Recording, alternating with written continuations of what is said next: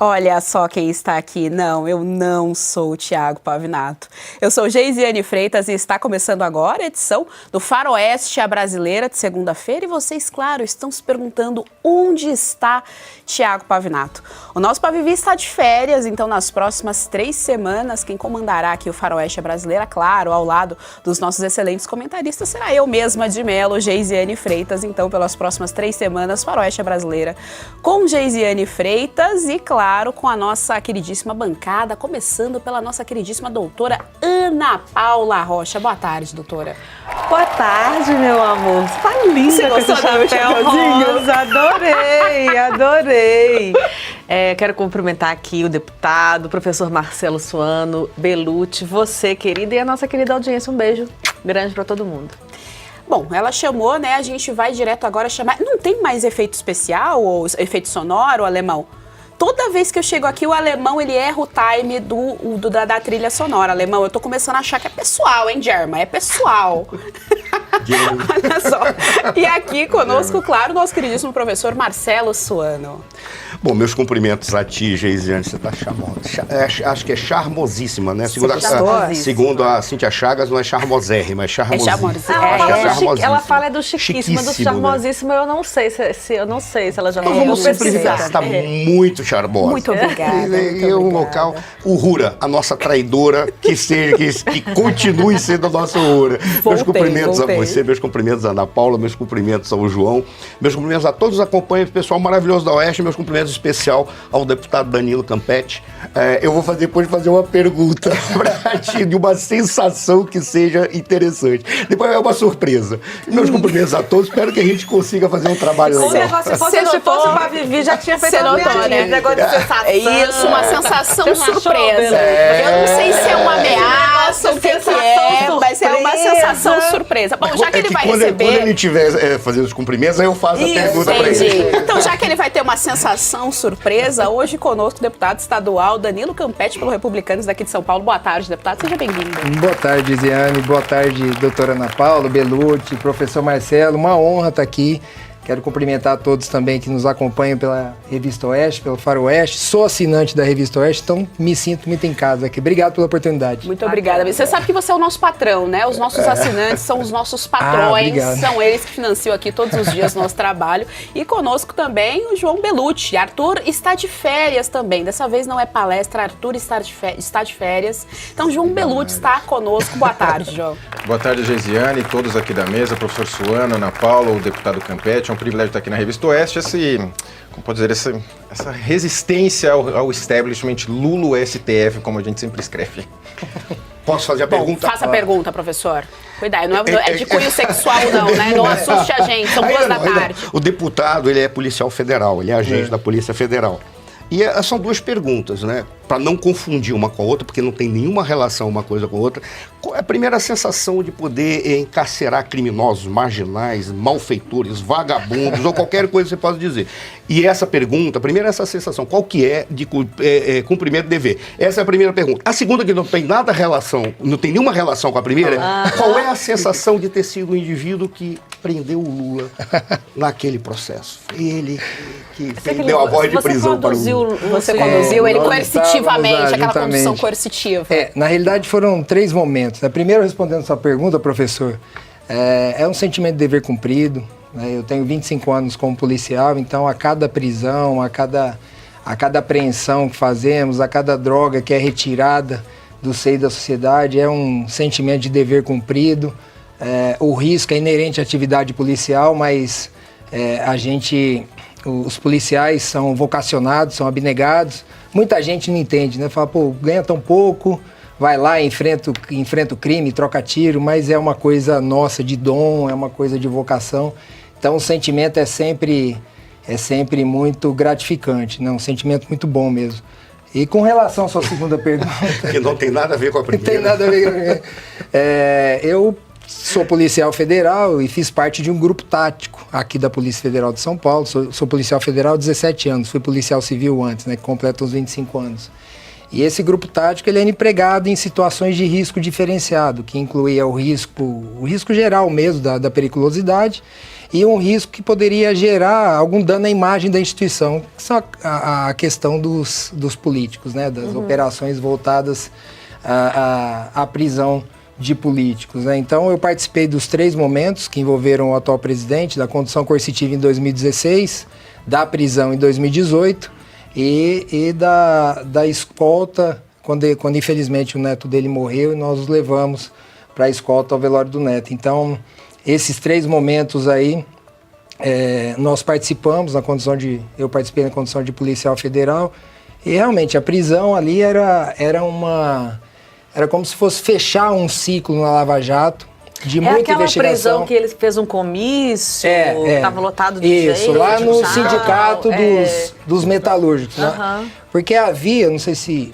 vocês se lembram. Isso. Não sei se vocês se lembram. Parecia que ele estava um pouco bebendo uma água estranha também. Aquela que o passarinho não bebe. Ele estava falando umas coisas estranhas. Era um cumprimento de mandado de prisão um pouco sui generis, né? Que era para ele se entregar até determinado horário na sexta-feira. E aí nós estivemos lá, aguardamos ele se entregar, veio a resposta que ele não iria se entregar. E aí foi a noite inteira de negociação. Eu lembro. E no outro dia... Momento histórico, né? Isso, e no outro dia nós chegamos lá com o acordo de que nós chegaríamos e ele iria se entregar. E aí acabou ficando 3 horas lá e fez um comício, teve uma missa, etc. E aí se entregou depois, quase próximo das 6 horas. Ele foi exorcizado durante essa missa? Eu ou não? não sei.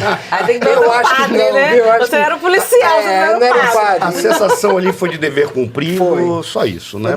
Porque ninguém sabe o que é, não tem nada a ver com a primeira pergunta, graças Não a Deus. tem, né? Não, mas foi uma sensação assim de se fechar um ciclo de uma investigação. Eu participei de várias fases da Lava Jato.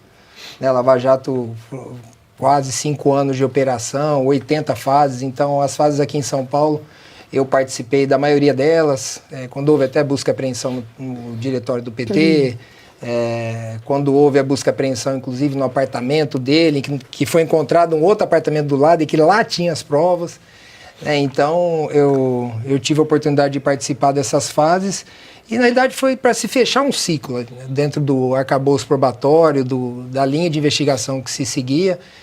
Segundo as apurações ali, era realmente o chefe, né, que comandava tudo e... Enfim, depois a gente soube o que aconteceu. O processo foi anulado, tudo isso, mas as provas existiram. E não eram só testemunhais. Não eram. Não eram só as delações. Foram mais de Provas 40 delações. Não, provas sobradas. Assim. É bom deixar claro para a audiência, porque fica parecendo que... porque, na verdade, teve um problema de CEP. Não, nós vamos entrar nesse caso da Não, Lava a Jato audiência hoje. sabe disso. A audiência sabe que ali foi um descondenado por outras razões, né? Errou Porque, o aliás, CEP. o que Errou ficou o CEP. claro, até quando descondenou, foram 2 pontos. Posso até me corrija, por favor. Quando descondenou, ficou claro que o problema foi apenas que não era para ser em Curitiba, era para ser em Brasília. Sim, o problema de CEP. E depois jogou-se a questão das provas para ser verificado um pouco mais adiante. E depois, por E aí decurso não de tinha prazo. Não tinha mais tempo. Não tinha mais tempo. Prescrição, acabou ocorrendo a prescrição. Né, ele já tinha mais de 70 anos, a prescrição corre a metade. isso E aí. aí o Estado perdeu o direito de punir. Então foi Sim. isso que As aconteceu. provas Mas tinha- eram sobradas. Não eram provas apenas, porque nós estamos passando por um processo agora que a única prova é uma delação premiada. Não existe só outra. tem uma e E no controvérsia. caso da com Lava 6 Jato, versões. só para a gente deixar claro que tinha as provas realmente Tinha documentais. as provas e- materiais, havia as provas que comprovavam todas as delações. Então, o que a gente tem que deixar claro é que ele não foi inocentado. O processo foi anulado e não houve tempo de se julgar Porque novamente. prescreveu, por Porque causa da prescreveu. idade dele. É isso Essa daí. foi a malandragem. Porque eles sabiam que se eles fossem anular as provas, eu lembro que eu acompanhei lá no Rio Grande do Sul, porque até quando teve o problema com o Fachin, o que o Fachin fez? Ele jogou o problema das provas para posteriormente, quando seria sorteado um juiz. Exatamente. Em Brasília.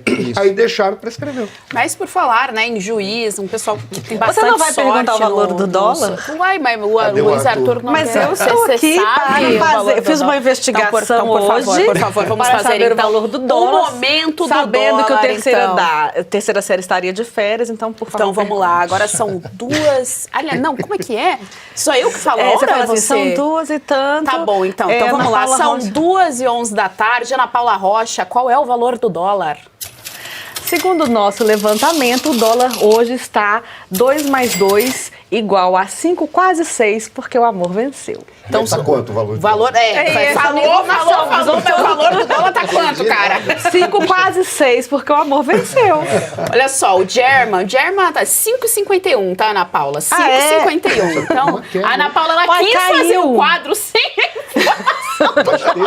Não, eu não estou à altura mas é interessante que teve uma queda. Quem acompanha internacional é o João. O João acompanha. O Haddad garantiu que o dólar vai cair, então a gente pode ficar tranquilo. Então a gente pode ficar tranquilo. Você sabe também quem está garantindo coisas boas pra gente? O presidente do STF, Luiz Roberto Barroso, disse no sábado, durante evento realizado por estudantes brasileiros da Universidade de Oxford, no Reino Unido, que a regulação da inteligência artificial é necessária diante de alguns riscos apontados por ele, como o uso bélico da tecnologia. É preciso regular a inteligência artificial para proteger direitos fundamentais como a privacidade, como a própria liberdade de expressão e como a liberdade e autonomia cognitiva. Fecho aspas aqui para o nosso queridíssimo Barroso.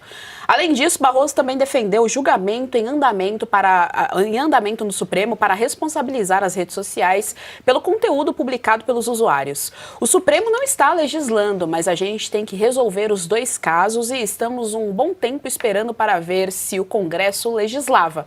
A gente não quer arranhar a liberdade de expressão, mas evidentemente a gente não quer que determinados comportamentos joguem o mundo num abismo de incivilidade.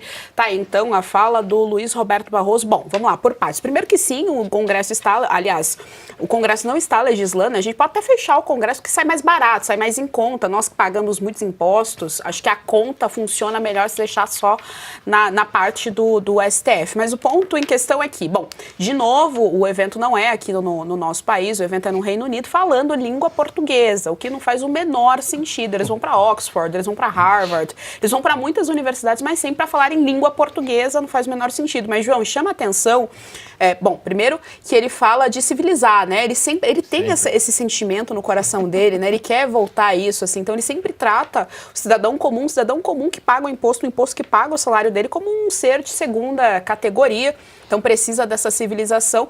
E aí o discurso é completamente truncado, porque ele defende liberdade de expressão enquanto está legislando a favor da censura. Pois é, Gesiane, você vê, o Barroso é o ministro palestrinha. Todo dia a gente tem aqui, o Barroso falou tal coisa, aí você já pensa na hora.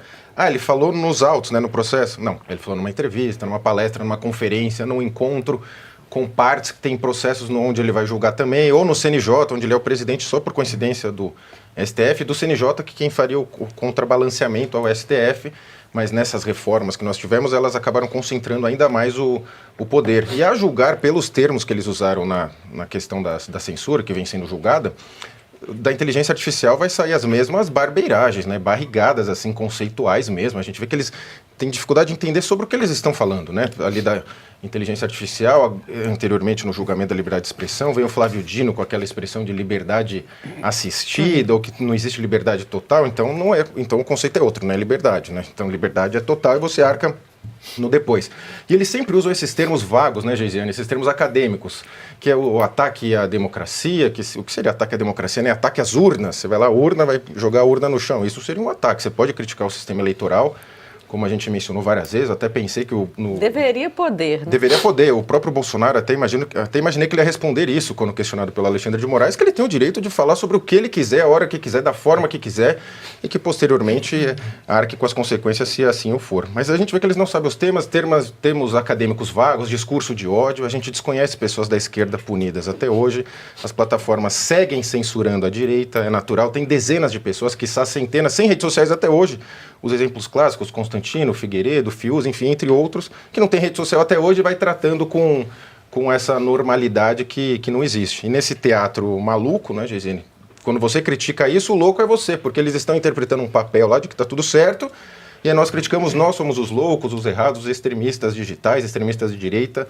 mais termos vagos, só para fechar, lembrando que o Alexandre de Moraes fez uma tese de livre docência, usando todos esses termos, aprovado com louvor na livre docência da USP, uma tese assim que seria, né, no máximo assim, de uma graduação, porque são esses termos vagos, né? Coisas que ele mesmo não defendia antes, quando ele tem aquela imagem dele cortando o pé de maconha lá quando era secretário aqui em São Paulo. Então as pessoas vão mudando, se adaptando e a culpa de tudo é da extrema-direita. Outra fala que chama bastante atenção é que ele fala em relação à autonomia cognitiva. O que é completamente contraditório, hein, Ana? Porque, veja bem, quando a gente fala de liberdade de expressão, não é só a liberdade de falar, mas a liberdade de pensar, de acessar informações que promovam o pensamento e aí sim que promovam algum tipo de autonomia, seja ela cognitiva, cultural, enfim. Ele menciona justamente a autonomia cognitiva. É interessante porque é nessa esteira do que o Belucci estava falando, porque eles vão falando palavras como se fossem palavras bonitas. Aquela desordem informacional. Exato, eles vão criando. Então ele acabou de criar um novo direito fundamental, que é o da autonomia cognitiva. Porque é óbvio que todos nós temos que ter autonomia cognitiva, auditiva, cardíaca, né? Todos nós temos que ter. Como é que vai entrar dentro da sua cabeça e te impedir de pensar, impedir do seu coração bater? Você vai matar a pessoa, então. Então, assim, os direitos fundamentais, nós temos 3 gerações de direitos fundamentais e eles são definidos. Então, a liberdade de expressão é um direito fundamental, direito à propriedade, mas a autonomia cognitiva é a primeira vez que eu escuto falando como estando dentro do rol, porque é a mesma coisa do direito de ter orelha, direito de ter nariz, né? É mais ou menos por aí, para a gente esclarecer. E ele, quando ele fala aqui da necessidade de regular a inteligência artificial, é óbvio que há necessidade no mundo, né, da gente ver as questões éticas da inteligência artificial, tem muitos pontos a serem discutidos, mas ele está fazendo isso porque houve uma provocação do CEO da Google, não sei se vocês vão recordar, dizendo que não era, que o Congresso tinha que se esforçar, tinha que garantir seus esforços nessa regulação da IA e não de censurar ou de regulamentar as redes sociais, que são coisas distintas. Aqui o Barroso tenta pôr tudo no mesmo pacote. Então, inteligência artificial é uma tecnologia que vai trazer desafios para a humanidade, inclusive do ponto de vista ético, né? Até onde se pode ir, são coisas que não é o STF que vai ver isso. Ele colocou aí, obviamente o Brasil vai seguir aí junto com a comunidade internacional no estudo dessa situação e dos impactos que isso tem que ter dentro do Brasil, até em questão monetária, como que vai talvez remunerar quem produz ou não produz algo com inteligência artificial e assim por diante. Quem alimenta a inteligência artificial, porque todos nós criamos conteúdo também, do qual ela também se apropria e aprende com ele, não é? Agora, voltando à questão do que realmente interessa, que é a censura que está acontecendo no nosso país, ontem o Alexandre de Moraes deu o voto dele. E no voto dele, ele justificou o voto dele apresentando algumas imagens do 8 de janeiro que foram exibidas por manifestantes nas redes sociais, dando a entender que o fato dessas, tipo assim, que as redes sociais não tiraram do ar aquelas imagens no próprio dia 8 e dias antes estava circulando mensagens da festa da Selma e que isso teria fomentado o crime, feito o crime prosperar, ajudado no cometimento do crime ou impulsionado pessoas a participar do suposto crime, do suposto golpe, como se você... Aí é um argumento que vai contra ele próprio. Por quê? Nós vamos proibir também as grandes mídias de fazer uma reportagem de algo que está acontecendo, por exemplo, de um crime, porque isso faz as pessoas cometerem o crime também. Então, uma coisa é você... Não tem diferença de um jornalista de uma grande mídia filmar lá o momento e dar a notícia do que uma pessoa que tem 1 milhão de seguidores filmar também e dar a notícia. É a mesma coisa, você está reportando o que está acontecendo. O que causa espanto, que aí o argumento vai contra ele mesmo, é que tendo isso tudo antes do dia 8, se estava na internet antes do dia 8, se a festa da Selma estava na internet, se era um chamado para um suposto golpe ou um suposto crime, onde estavam as nossas forças de segurança? Quero até ouvir a opinião do deputado, porque o Palácio do Planalto, o STF, a Praça dos Três Poderes, ali tinha que ter toda uma segurança e se estava nas redes sociais, tinha como a inteligência da polícia saber. Bom, ainda na fala do Barroso, olha só que interessante, eles nunca dão nome ao tal do problema. Eles sempre chamam de absurdo, esse problema muito grande, aí eles envolvem crianças, adolescentes, né, para tentar sensibilizar, mas eles nunca nomeiam, eles não falam, por exemplo, a criança aconteceu tal coisa, o adolescente aconteceu tal coisa, não. Nunca há nomeação, professor. E aí ele fala o seguinte, que o Supremo não está legislando, mentindo, né, se eu não me engano, eu acho que foi o próprio Barroso que disse que tem muita gente mentindo, então isso categoriza como mentira, porque sim, o STF está legislando, ele fala, a gente tem que resolver esses dois casos. Ele não fala quais são os casos, ele está só se referindo a um problema fantasioso criado na cabeça deles. E aí, olha, o que chama atenção é isso. Estamos um bom tempo para ver, esperando para ver se o Congresso legislava. Quando o Congresso não legisla, já é uma resposta, já passou o PL da censura, o PL da censura já foi derrubado pelo Congresso, portanto já respondeu. Não é uma demanda da população, não é uma demanda do nosso país, não vamos compactuar com a censura. A resposta do Congresso já está aí, Barroso, mas ele finge que não. Não só isso, professor, me parece que também não quer sujar as mãos. Olha, eu tentei passar a censura, joguei para lá, não foi? E, infelizmente, eu vou ter que sujar as mãos. Professor Suane, seu comentário.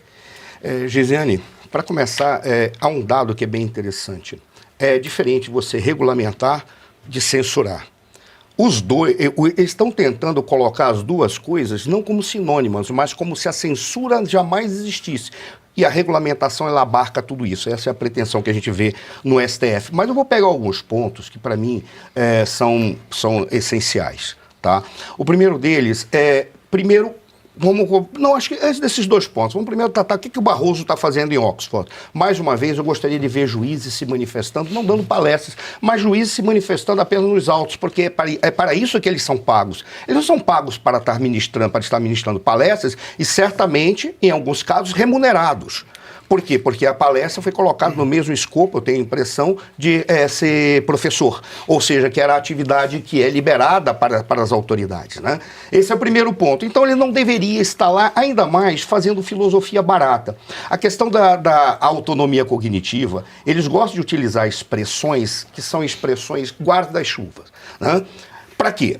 Porque assim eles conseguem passar na tangente. A questão da autonomia cognitiva é fácil de entender. O que é cognição? É entendimento ou conhecimento. Ora, o que seria a autonomia cognitiva? Ter a liberdade para, utilizando os seus próprios meios, chegar a pensar com autonomia e não imposto por alguém. Mas é exatamente a contradição do que eles estão fazendo. Porque você só consegue ser autônomo se você tiver acesso às informações de uma maneira plena. Então, a autonomia cognitiva é um grande guarda-chuva que ele joga para dizer o seguinte: essas pessoas estão sendo manipuladas por informações inadequadas vindas pelas redes sociais, mas as próprias redes sociais, elas têm capacidade de acompanhar, e até pela própria comunidade, a comunidade diz: isso está errado, isso é mentira, não é bem assim, e a comunidade se autorregula. Mas qual é o argumento deles?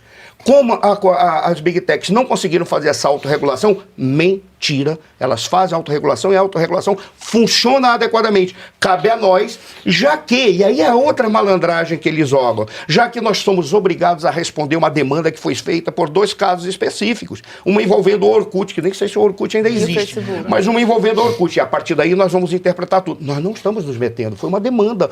E por isso nós ficamos esperando o Congresso legislar. O Congresso legislou, legislaremos nós. Essa é uma malandragem. Aí ele fala exatamente por quê? Porque as redes sociais estão apresentando o que elas querem, é que as pessoas não têm autonomia cognitiva. Uma mentira dele. Porque a autonomia cognitiva, que é a capacidade de pensar autonomamente, ou buscar informações, ou conhecer autonomamente, se dá pela liberdade de expressão, pela liberdade e o respeito pelos canais de expressão. Aí ele pega e joga tudo na mesma sopa, a regulação da inteligência artificial. Sempre, quando vem um avanço tecnológico, o primeiro problema é ético. Para saber em que medida aquela tecnologia pode interferir e impactar no ser humano ou trazer problemas para o ser humano. Sempre a primeira preocupação é ética. Aí vem todos os estudos éticos. O próprio cara do Google já disse como frear isso. Porque o problema ético não está no que a inteligência artificial pode fazer, porque não tem como frear. O problema ético é como você vai proteger os direitos dos seres humanos, independentemente de aonde a inteligência artificial for, porque nós não temos como frear. Mas aí eles pegam e dizem o seguinte, não, nós temos que regular. Por quê? Porque a inteligência artificial pode frear a capacidade do ser humano de ser autônomo. Isso é mentira. É outra mentira. O grande problema é como é que você vai remunerar as obras, direitos autorais, propriedade intelectual é uma coisa, direito autoral é outro. O direito autoral vai ser remunerado ou será remunerada apenas a propriedade intelectual? E no caso da propriedade intelectual, ela se divide entre aquele que é o autor da obra e aquele que é o proprietário da obra? É o caso de livros, por exemplo. Quando a gente escreve um livro, a gente assina, não que perde o direito autoral, razão pela qual está nosso nome ali, mas a gente perde parte da propriedade intelectual, que pertence à editora. É essa a questão. Mas é mais uma malandragem que eles colocam para dizer aí, nós somos os civilizadores. Por isso nós vamos acompanhar e impedir tudo aquilo que nós chamamos de incivilidade. Como o Pavinato sempre fala, eles são os fascistas acadêmicos do Salazar. Eles acham déspotas esclarecidos e sábios universais que podem reorganizar e dizer o que é ou não civilização. Isso é autoritarismo e ditadura. Esse é o isso aí, a gente já volta para esse assunto. Nós somos 20 mil telas aqui no nosso Faroeste Brasileira, 7 mil likes, dê o seu like aqui para ajudar no nosso engajamento. A gente já volta para esse assunto, mas antes a gente precisa falar o seguinte, se você está cansado de tomar vários comprimidos por dia, como magnésio, cúrcuma, creatina, chegou para você o Vitais 7.1, quem vai trazer todas as informações para a gente é a nossa querida Renatinha. Renatinha, boa tarde, tudo bem? Oi, Geise, boa tarde, graças a Deus, tudo certo. E vamos falar de coisa boa, né? Já que falar de saúde é sempre bom. Saúde é o nosso bem mais precioso e a gente tem que prezar por ela. Se você anda aí com muitas dores pelo corpo, tem aí cansaço, acorda já cansado, tem preguiça depois do almoço, só quer encostar no cantinho para dar uma descansadinha, todos os dias isso não é normal. As dores também não são consideradas normais quando elas te acompanham durante a sua vida. Tá com dor, tá cansado e além de tudo isso sua imunidade não tá boa, nessa mudança de tempo, toda hora você fica doente? Tem que tomar o Vitais 7 em 1. São 7 suplementos mais consumidos do Brasil dentro de um só. Isso é uma grande vantagem, porque aqui você começa tomando só 2 cápsulas ao dia, ao invés de 14 ou 21 que você tomaria se fosse tomar esses suplementos separadamente. Tem cúrcuma na composição, que é anti-inflamatório, colágeno tipo 2, que cuida das dores articulares, das suas cartilagens, clorela e MSM, que desintoxicam e regeneram células, creatina e magnésio, que vão fazer aí, colocar os nutrientes nos locais corretos, e a creatina ainda ajuda na sua massa magra, na sua musculatura, que é tão importante no processo de envelhecimento, e a vitamina C, que fortalece a sua imunidade. Juntou tudo isso, é um dia a dia com mais bem-estar, é qualidade de vida, é você feliz, com ânimo e disposição para viver a sua rotina da forma que você quiser. Até na hora da diversão você vai ver que vai ficar muito melhor, sem as dores que estão te acompanhando. Então ligue agora no 0800 291 2200, peça o seu Vitais 71 e aproveita que você tem desconto especial. 70% descontão para você que assiste Oeste, frete grátis e vai levar de presente a nossa câmera de vigilância Wi-Fi, que é o maior sucesso por aqui. Mas só se ligar nos próximos minutos, viu, Geise? É isso aí, então para você garantir o seu Vitais 7.1, só ligar agora no 0800 291 2200. Muito obrigada, Renatinha. Beijo, até amanhã.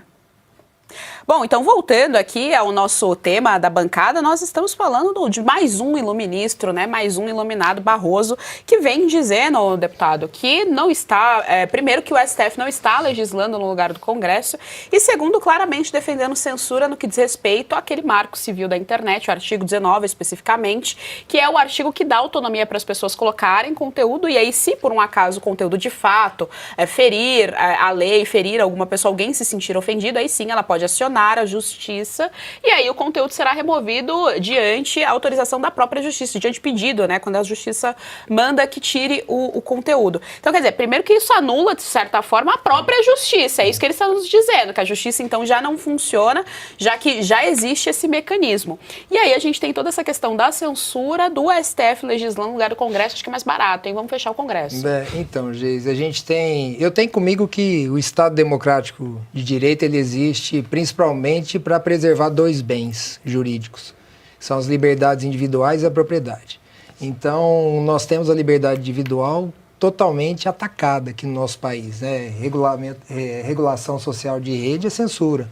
É só uma etiqueta ali para se estabelecer censura. E na época das eleições mesmo, houve ali uma censura relativa, né? Vamos dizer assim, por exemplo, o presidente Bolsonaro não podia falar que o Lula era amigo do Maduro, Isso trouxe perdas eleitorais para ele, entre outras coisas. Você não podia, tinha coisas ali que você não podia falar de jeito nenhum. Documentário do Brasil Paralelo. Exatamente, o Brasil Paralelo ali que foi censurado. E o termo é esse mesmo, foi censurado.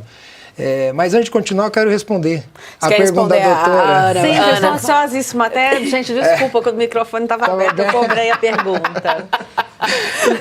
Então, doutora, há sim a possibilidade, eu acredito que houve sim a possibilidade da Polícia Federal, do GSI ter conhecimento do que iria ocorrer.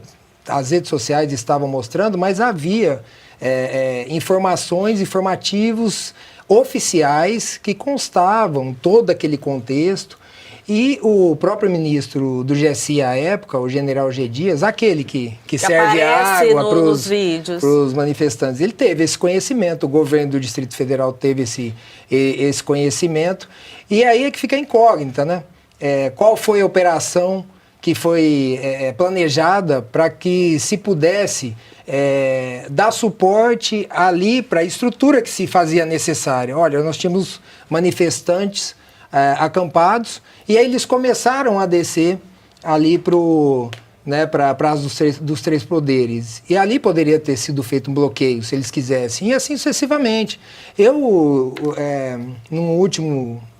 tempos atrás, aí, no discurso que eu fiz até, eu falei, com relação a esse processo, tentativa do golpe, eu falei, por que não teve o golpe, então? Por que não se consumou? Porque não tinha resistência nenhuma. Não se ofereceu resistência nenhuma. Então, por que alguém não sentou lá na cadeira do presidente e falou, agora sou eu? Porque não se ofereceu resistência nenhuma. Então, cai por terra, toda a terra, já cai por terra. Né? Por que não aconteceu isso? Porque não havia unidade de desígnios.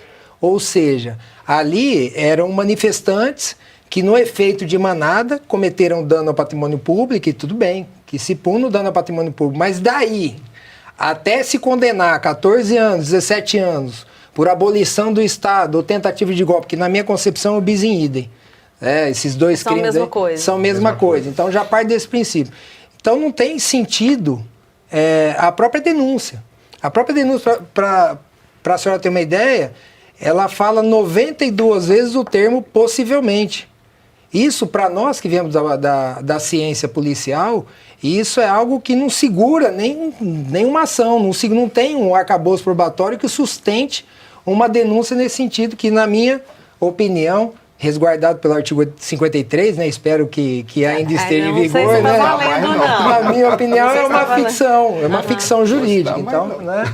Mas então, só porque a pauta aqui da regulação das redes sociais, quer dizer, então as redes sociais mostrar o que vai acontecer ou o que está acontecendo, ela só auxilia aí no trabalho. Não, ela auxiliaria... ao contrário do que o ministro Alexandre de Moraes quis fazer parecer que ela contribuiu. Não, ela não incentivou. Ela auxiliaria com certeza as forças a exercerem ali o que estava planejado, porque... quando se tem uma situação posta como essa, há uma integração das forças e há centros ali de planejamento para poder discutir o que vai ser feito por cada órgão policial, ou pelas Forças Armadas, ou por quem quer que seja, pelo GSI. Então, esse planejamento foi feito. Agora, por que não foi colocado em prática? E se foi colocado em prática, por que não inibiu a ação dos vândalos? Porque, como eu disse, cai por terra a tese de tentativa de golpe, porque... não se eles quisessem dar, não havia resistência. Está resistência. querendo dizer, esse que é o problema, que o STF, no caso o Barroso, o Alexandre de Moraes, quem quer que seja, estão querendo dizer que só foi possível a mobilização por causa das redes sociais. Eles estão querendo dizer que foram as redes sociais que veicularam a... Isso é uma mentira. É o contrário, a polícia teria como ver isso antes também. Essa é a grande tese, eu não sei se concorda Pode ser comigo. que esteja nas câmeras lá do Ministério da Justiça, que a gente ainda não conseguiu ter acesso, acabou deletando. Mas, enfim, é natural que as entidades, os órgãos policiais planejem isso e tenham um plano de ação para todas as eventuais possibilidades. Isso é natural. Mas voltando à questão da regulação das mídias, a questão é a seguinte: quem vai dizer o que é verdade? Quem vai falar? Igual as porções justas. Quem define o que é porção justa para cada um? Não tem isso. Aí você falou, João, a questão da desordem informacional, que no conceito era o quê? Você faz uma postagem que pode levar as pessoas a interpretar, levar as pessoas em erro numa interpretação. Eu falei, poxa, então eu estou entrando no cognitivo das outras pessoas e eu não vou poder postar aquilo porque potencialmente alguém pode entender errado. Então você está entendendo como avança o subjetivismo? E não é isso que a nossa Constituição prescreve. Então eu acho que a gente tem que voltar, Gisiane, àquilo que é a nossa raiz mãe, né? Que é a Constituição Federal. E outra coisa, a questão do legislar. O Poder Legislativo não criou leis, então a gente tem que agir por aqui. Não, negativo. Porque as funções do Poder Legislativo, do legislador, é sim legislar, é fiscalizar o executivo, mas representar a sociedade de forma indireta, que é a representação indireta que a gente faz, inclusive o direito de não legislar. É isso porque aí. entende que aquela situação está regulada o suficiente para atender a sociedade, como que foi o Marco Civil da internet. E vale ainda ressaltar, exatamente. preciso rodar tema. Então e ainda vale vamos ressaltar que se o não do Congresso não tem validade, evidentemente o sim também não tem validade, de acordo aí com essa nova dinâmica de poder que o STF impôs ao país. Não tem validade, porque se eu não posso falar não, Congresso, é isso. O advogado César Bittencourt, que lidera a equipe de defesa de Mauro Cid na ação penal do suposto golpe, afirmou que o tenente-coronel não deve explicações sobre a viagem de sua família aos Estados Unidos e disparou contra o procurador-geral da República, o Paulo Gonet. Em manifestação divulgada pelo jornal Folha de São Paulo, o advogado disse o seguinte: dane-se o PGR, a vida do Cid segue indiferente à existência do processo. O comentário de César Bittencourt foi feito depois de Gonet pedir a prisão do Mauro Cid por suspeitar que o ex-ajudante de ordens de Jair Bolsonaro planejava sua fuga no Brasil. Na petição enviada ao STF, o PGR afirmou que as viagens dos familiares do Cid estavam associadas a suspeitas de que o ex-ministro do Turismo, o Gilson Machado, tentava conseguir um passaporte português para Cid fugir do Brasil. Gilson Machado chegou a ser preso na última sexta-feira, mas foi solto no mesmo dia. E depois de mandar Gonet se danar, o advogado de Mauro Cid pediu desculpas por ter usado essa expressão. Então ele fez ali um meia-culpa, ele voltou atrás, a Ana Paula fez um meia-culpa, a gente está acompanhando isso desde a semana passada, né? O próprio depoimento do Mauro Cid, ele é bastante confuso, ele me lembrou bastante o Lula de 2008, que nunca sabia de nada, não sei, não lembra, ele ficou nessa durante boa parte do julgamento, aliás, do interrogatório, né? A gente chama de julgamento o tempo todo, é ato falho, na verdade era só uma oitiva, era o interrogatório, ainda não era o julgamento. Mas o que chama atenção, além dele nunca saber nada, é que nesse interrogatório, ele negou que foi coagido, né? O Alexandre de Moraes pergunta: você se sentiu coagido por mim? E o Mauro Cid responde, a gente tá vendo episódios chaves, o Mauro Cid responde que não se sentiu coagido e ele voltou aí à tona depois dessa oitiva justamente por conta dessa suposta tentativa de fuga. Vale ressaltar que os familiares do Mauro Cid estão nos Estados Unidos, os pais, a esposa e as duas filhas, doutora Ana Paula. Olha, esse episódio do Alexandre de Moraes perguntar para o Mauro Cid se você está se sentindo coagido ou se sentiu coagido, já é um sinal da coação, porque se isso tivesse muito claro, se a voluntariedade da delação premiada estivesse muito clara, não havia necessidade de fazer esse tipo de pergunta. Em segundo lugar, o advogado fez uma coisa que eu às vezes uso na minha vida. Ele fez e depois pediu desculpas, mas ele fez, mas ele mandou o procurador da República se danar. É a mesma coisa quando você vai fazer uma coisa, você sabe que não pode, mas aí você não pede autorização, porque se você pedir autorização vai ser negado. Então você faz, aí a pessoa te chama a sua atenção e fala: desculpa, eu não sabia, não vai se repetir. Ou então quando tipo a gente começa com todo respeito, né? Com todo respeito, na sequência a gente diz não vai se repetir, não vai se repetir. Não é o meu caso, sempre falo com todo respeito. É verdade, é verdade, professor, é exceção. Mas ele então disse o seguinte: olha, PGR, desculpa, não vai se repetir, mas já mandou se danar e isso aí evoca as vozes de muitas pessoas.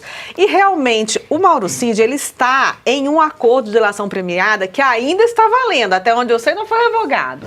E dentro desse acordo de delação premiada, ele está tranquilo, está lá combinado que ele não, né, os benefícios que ele vai receber no processo, em relação aos familiares, então não tem nenhum motivo para os familiares dele não poderem saber sair do Brasil, não tem nenhum motivo para ele não ter aí o passaporte português, se ele tem direito a isso, porque ele está dentro, o acordo não foi revogado. Acho que haveria talvez esse temor se ele estivesse com o acordo revogado, mas o acordo dele está valendo, ele está aí contribuindo com a justiça, então não faz o menor sentido realmente o PGR nem perguntar por que os familiares dele estão fora do país, e não há nenhum indício de tentativa de fuga para uma pessoa, um réu que está com acordo de delação premiado válido.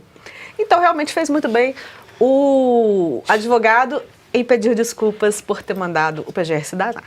Olha só, deixa eu só cortar aqui muito rapidamente, só pra falar, o pessoal no chat tá meio desesperado, e aí tem, né, a galera da Gracinha. Tá... Gente, o Pavinato, ele continua sendo funcionário da Revista Oeste, gente. Ele está de férias, o Pavinato está de férias pelas próximas 3 semanas, então eu estarei aqui no Faroeste Brasileira. Depois, quando ele voltar, tudo volta à normalidade. O Pavinato está bem, está viajando, está de férias. Não foi preso. Não foi Talvez. preso. Deve ser por causa da condenação dele. Talvez não volte à normalidade. Talvez não volte à normalidade. Ele vai voltar melhor. Pois é, esse normal trans, né? Esse normal trans que a gente já tá acostumado. Mas ele tá tudo bem com o nosso Pavivi, ele está de férias. 3 semaninhas, ele está de volta depois aqui conosco. Mas, deputado, vamos lá então. A gente tem aí essa fala do advogado do Mauro Cid. Agora, o que é interessante é que o STF está usando essa delação do Mauro Cid como realmente fosse uma cartada final. E o que ficou claro é que existe uma grande confusão nas falas do próprio Mauro Cid, e agora eles estão levantando de novo aí essa confusão de quem pode sair do país, quem não pode, enfim, porque eles trabalham também aparentemente, além do legislativo, do judiciário, também nas fronteiras do nosso país, o STF vem atuando. É isso, Geisiane.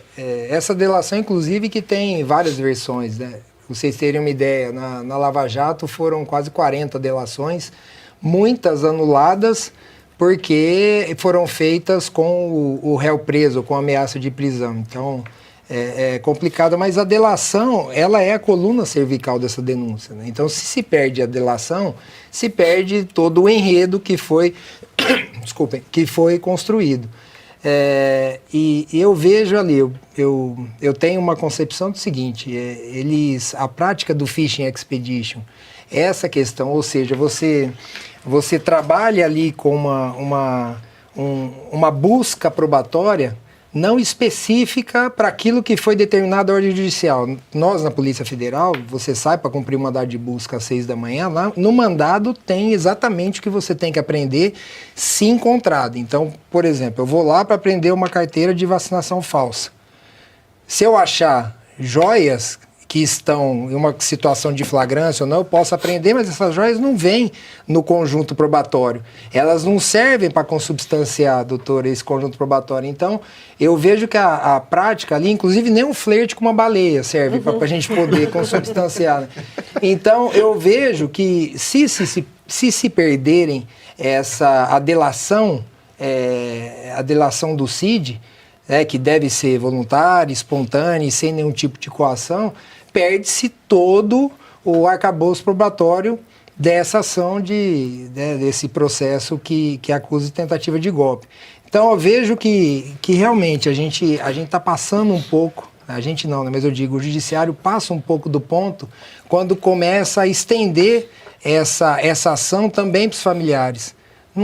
Não faz sentido você questionar que um familiar está no exterior e que o ex-ministro Gilson estava auxiliando a tirar um passaporte português, porque já tem a cidadania portuguesa. Então, são conjecturas, ele já tem essa. Então, assim, ele já tem a identidade portuguesa. Então, assim, são conjecturas para realmente se fechar a porta ali, aí sim, se oprimir ali até o ponto do CID se sentir ali, bom, eu tenho que fazer o que eles querem, né? Como foi dito várias vezes, inclusive por ele. Né? Enfim, eu acredito que passou-se um pouco do ponto na investigação. E eu questiono, aí também com base no artigo 53, né? Eu questiono muito a atuação da Polícia Federal. Mas é o 53 da Constituição do Brasil ou da Constituição do Alexandre de Moraes? Tem que esclarecer qual é a Constituição. Assim, eu questiono muito a atuação da Polícia Federal agora, dessa administração, porque eu estive lá, sabe? E a gente vê um tensionamento aí muito parcial nas investigações. Órgãos que deveriam ser instituições de Estado, hoje são instituições de governo, que servem ao governo.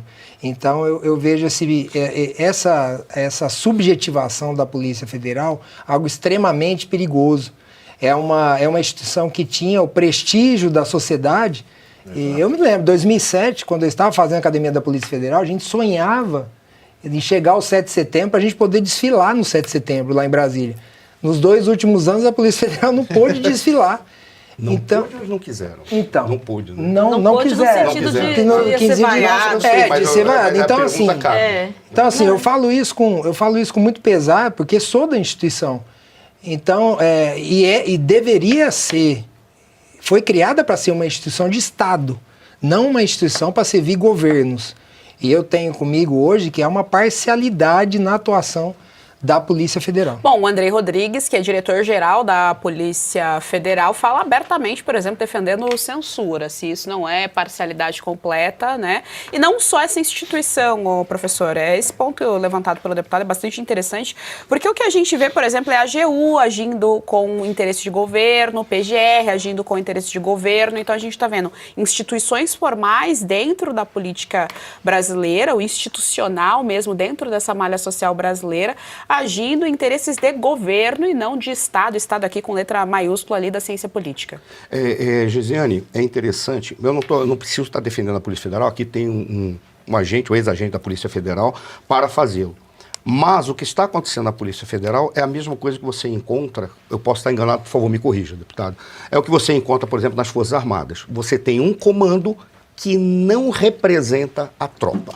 Exatamente isso. Ou seja, é esse comando agora, como as polícias e as Forças Armadas, eles têm muito claro a noção de hierarquia e disciplina, eles mantêm a disciplina e respeitam a hierarquia. Mas o que ocorre é que esses indivíduos que estão nos comandos, eles não representam as suas tropas, as suas corporações. Muito pelo contrário, está trazendo uma angústia e um tensionamento. Essa foi a razão pela qual eu fiz a pergunta. Porque é interessante saber que os próprios policiais dizem, nós vamos ser ofendidos, mas nós não merecemos, porque nós não somos uma instituição de governo, nós somos uma instituição de Estado. E quem está deformando isso é o próprio comando. Não estou querendo me colocar no lugar dos policiais federais, mas eu tenho visto policiais federais tristes. Porque eles olham e dizem, poxa, nós somos uma tropa, ou nós somos uma corporação, ou nós somos um grupo profissional tão altamente qualificado e tão bom. Por qual razão não está isso? Nós estamos. Porque o que está ocorrendo é a própria força está sendo atingida. A própria força está sendo vinculada a esse comportamento de governo e não de Estado. E o problema todo que não é nem de governo. É pior ainda, é de partido, é ideológico e é de uma estrutura que se apossou do Estado brasileiro. Porque eles lidam com isso colocando os comandos. Como eles levam em consideração que as pessoas são respeitosas e cumprem o seu dever? 90% dos policiais cumprem o seu dever e continuam. Essa que é a grande questão. E aí eles estão deformando, tentando transformar ou criar a imagem de que não, nós estamos certos porque estamos do lado daqueles que combatem os combatentes da democracia, o que é uma mentira. É interessante, e eu já encerro, a questão do passaporte do Cid. Olha como não é nem a narrativa, mas o percurso, a formulação tática deles é tão bem conectada, mas de tão baixo nível, porque como o deputado falou, ele já tem a carteira. Se ele tem a carteira, ele tem cidadania. O que eles estão tentando argumentar é que ele precisa do passaporte para ficar na Europa ou transitar na Europa. Se ele quisesse ir embora com a carteira, ele já é cidadão português, ele não precisa passear pela Europa. Hoje, quem quer passear pela Europa? Quer sentir cheiro de xixi em Paris? É isso que quer ir? Quer passear por Paris? Só quem fica naqueles grandes hotéis é que não sente o cheiro de mijo que tem pela cidade. Ou seja, ninguém quer, se ele quisesse, ele iria para Portugal, porque ele é cidadão de Portugal. Acabou. E o passaporte vem uma outra hora quando for adequada. Mas o que eles dizem? Não, vamos prender o Gilson, porque o Gilson está articulando um passaporte para ele fugir para Portugal. Tanto isso é verdade que ele já mandou a família. A família não tem nada a ver com isso. A família foi apenas um objeto de tensão e de tortura sobre o Cid. Não matou o Cid, fez 9 delações, que não tem pé nem cabeça. Falou uma coisa. Alguns dizem que ele mentiu para um, depois dizem que ele mentiu para outro. Tudo isso já seria anulado. Mas a narrativa é essa. Vincular que ele quer fugir para Portugal, razão pela qual ele precisa do passaporte. Ele não precisa, se ele quiser fugir, ele não precisa fugir, ele pega um avião, vai para Portugal, fica lá, que ele é cidadão português, já que ele tem a porcaria da carteira. Então é o que basta. E a família está lá para um aniversário. O irmão dele já mora em Los Angeles há muito tempo. O pai dele já mora nos Estados Unidos há muito tempo, então eles não precisam estar fugindo, porque a família mora lá.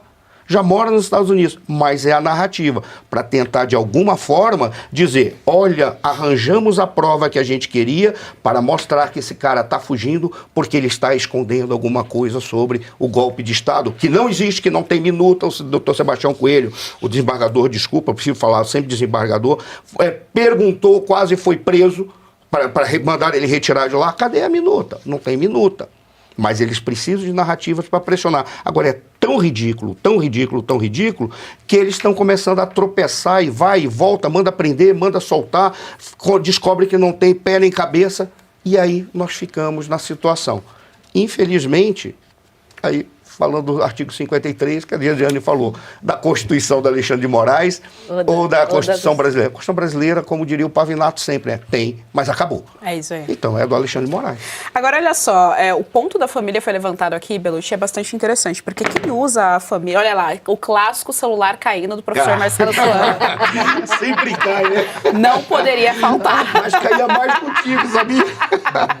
Mas é interessante esse aspecto da família, Belucci, porque quem usa a família para coagir, para ameaçar, é a máfia. É uma característica da máfia, uma característica de criminosos usar geralmente membros da família. Inclusive, a própria máfia se trata como uma família, né? Então, é ali aquela hierarquia de família e ameaça a família parental mesmo de sangue quando eles querem ali coagir uma pessoa. Então, chama bastante atenção esse tipo de tratativa, esse tipo de artifício sendo usado nesse caso aí do Mauro Cid. E só a título de informação, o que o Gilson Machado justificou é que ele esteve, de fato, ali com o consulado de Portugal, mas para resolver uma documentação do pai dele, porque, como já foi dito aqui, ele já tinha a cidadania, era um passaporte para o pai. A prova é tanto que o pai tem esse documento, então tá tudo regularizado, não existe nada ilícito ali em relação ao pai, é o documento. E é interessante também, porque quando a gente fala do tráfico, por exemplo, do tráfico de drogas, do crime organizado, a gente sabe que uma das características é as pessoas que são presas, os homens que são presos do crime organizado, geralmente usam as namoradas, esposas, e eu não tô vendo ninguém interessado nessas mulheres que aí, bom, são as companheiras em eles prenderem também e irem investigar. Não, perfeito, Geisiane. Sempre se usa a família no crime organizado, né, nessa história de máfia, e infelizmente o Supremo adota uma postura bastante parecida. Primeiro o advogado foi muito bem e falou, dane-se, né, usou um termo assim mais forte, mas enfim, né, era o correto. Falou, não tem o que justificar absolutamente nada da família do Mauro Cid ir para o exterior, podem ir a hora que quiserem. Quem não poderia em tese seria o Mauro Cid. A família foi, se vai pedir asilo ou não, isso é uma outra história e não compete ao tribunal agir preventivamente como vem fazendo. Mas o tribunal ele tem por hábito agora suspender redes sociais. Ele pune a sua crítica futura, passada, presente, tudo. Ó. Derruba a rede social, uma coisa que sequer existe, foi inventada via normativo do TSE e foi empurrado goela abaixo da gente. Mas esse desarranjo institucional, como foi colocado, ele se opera dessa forma. Uma instituição vai entrando na outra, você tem o Supremo, ele faz uma espécie de parceria com o Executivo para mandar em tudo, o Executivo submisso, as casas, Congresso e Senado, com os presidentes altamente em parceria com o Supremo, também não andam nada, o que também acaba servindo de muleta para vários deputados que sempre usam esse discurso, a gente não pode fazer nada, enfim, também que não é o correto. Mas o que me incomoda muito nessa situação toda, Geisiane, é que eu até, dando mérito, que eu ouvi o primeiro a falar isso foi o Fernando Conrado, no sentido de os grandes juristas brasileiros, enfim, promotores, juízes, eles não têm pai e mãe, esses pais e mães não fazem perguntas incômodas para eles, falam, olha, meu filho, minha filha, tá certo isso aqui que está acontecendo? Porque, olha, não me parece certo, façam perguntas incômodas a quem você conhece, de juiz, delegado, promotor, porque assim, não é correto o que está acontecendo, é um estado de exceção, e isso prova pra gente como os estados de exceção, eles sempre têm muito apoio popular, as pessoas apoiam, porque todo mundo quer ser o opressor, todo esse discurso oprimido, opressor, todo mundo quer ser o opressor, então estão lá oprimindo e falar, esses merecem mesmo, o que prova que a esquerda, essa ideologia progressista, no fundo quer ser opressor mesmo, quer prender as pessoas, só que assim, o cenário está cada vez mais favorecendo isso, eles vêm avançando, se a gente não pode ter a liberdade de opinar, Então esse país acabou, né, Gisele? Se o advogado não pode falar, eu não tenho que justificar nada de viagem para o PGR, que faz uma denúncia do golpe de Estado, 5 iguais, protocolo uma de cada vez. Ah, esqueci o Paulo Figueiredo agora, que ele estava lá fomentando o golpe numa emissora. Aí vai lá e põe o Paulo Figueiredo também. Então, assim, é um desarranjo institucional. E eu refuto muito a tese que se coloca de autocontenção ou de uma espécie de freio de arrumação pelo próprio Supremo, porque seria o primeiro caso na história dos autoritários, quem pratica o autoritarismo, falar, eu brinquei de autoritarismo até agora, eu vou dar 2 passos para trás e ficar no meu cargo. Isso não existe. Então, o Senado precisa agir e já se começa uma movimentação estranha em termos de Senado, de sequestro da direita, novamente, por esse centrão que usa o discurso de família, antidrogas, não sei o quê, mas uma vez eleito apoia toda a pauta progressista, Gisiane. É isso, né? E o Gonet estava com bastante coragem na oitiva, né? Se foi aquela coragem que ele fez os relatórios, ou depois, né, foi checar os relatórios, chama bastante atenção. Olha só, nós somos 23 mil telas aqui no Faroeste Brasileira e nós somos 12 mil likes. Cadê os likes? O Pavinato vai cobrar vocês, tá? Quando ele chegar aqui, não tem nem 50%? Não tem nem 50%. Gente, então, como é que... Pois é, né? O Pavinato vai cobrar, viu? O Pavinato, quando chegar aqui, vai chamar todos vocês de caloteiro, então dê o seu like aqui para ajudar no engajamento do Faroeste Brasileira. E se você já percebeu como a nossa visão anda cada vez mais exigida, você viu que eu entrei do nada na visão, né, professor? Eu tava fazendo celular, com o olho. É uma televisão, é a luz de LED, é o que? Tela, estamos na geração de tela. Quem tem um recado pra gente, Alemão? Verena, boa tarde. Oi, muito boa tarde. Olha, não foi do nada não, porque a gente precisa muito da visão, inclusive para poder enxergar todos os detalhes da vida, né? E quando nós falamos do nosso Lever 4.0, é um produto fantástico, gente, um produto 100% natural, não é remédio, tá? E ele vai fazer um papel importantíssimo, especialmente para essa nova geração que acha aí, né, que de repente, vai demorar para eu perder a qualidade da minha visão, que é privilégio só dos mais velhos.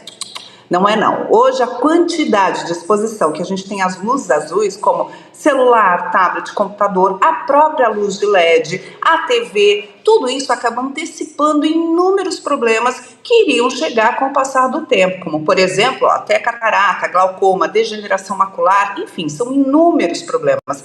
Até a perda mesmo da qualidade da visão, fica vendo aquelas estrelinhas, não consegue mais enxergar de longe, presta atenção.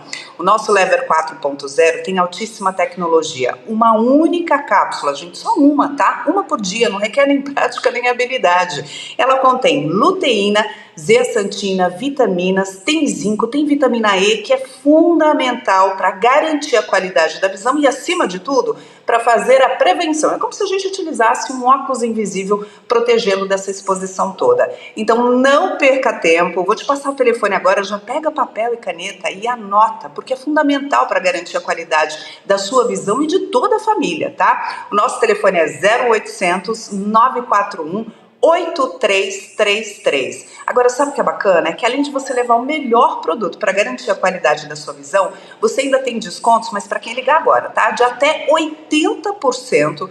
Pode parcelar no cartão em até 12 vezes sem juros, ou se você preferir, também pode ser no boleto bancário. E mais, hein, gente? Tem um super presente, não é qualquer um.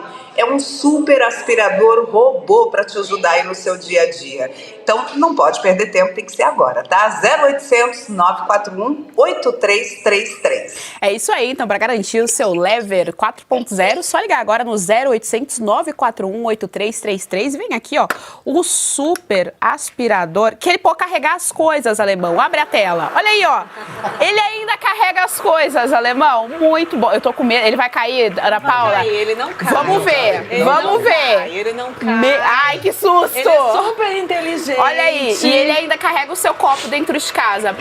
Ó o papel. O papel ele pode. Ai, meu Deus. Então tá aí, 0800 941 olha a caneta, ele tá levando embora. 83, aliás, 0800 941 8333. A gente vai fazer um rápido intervalo e voltamos já já.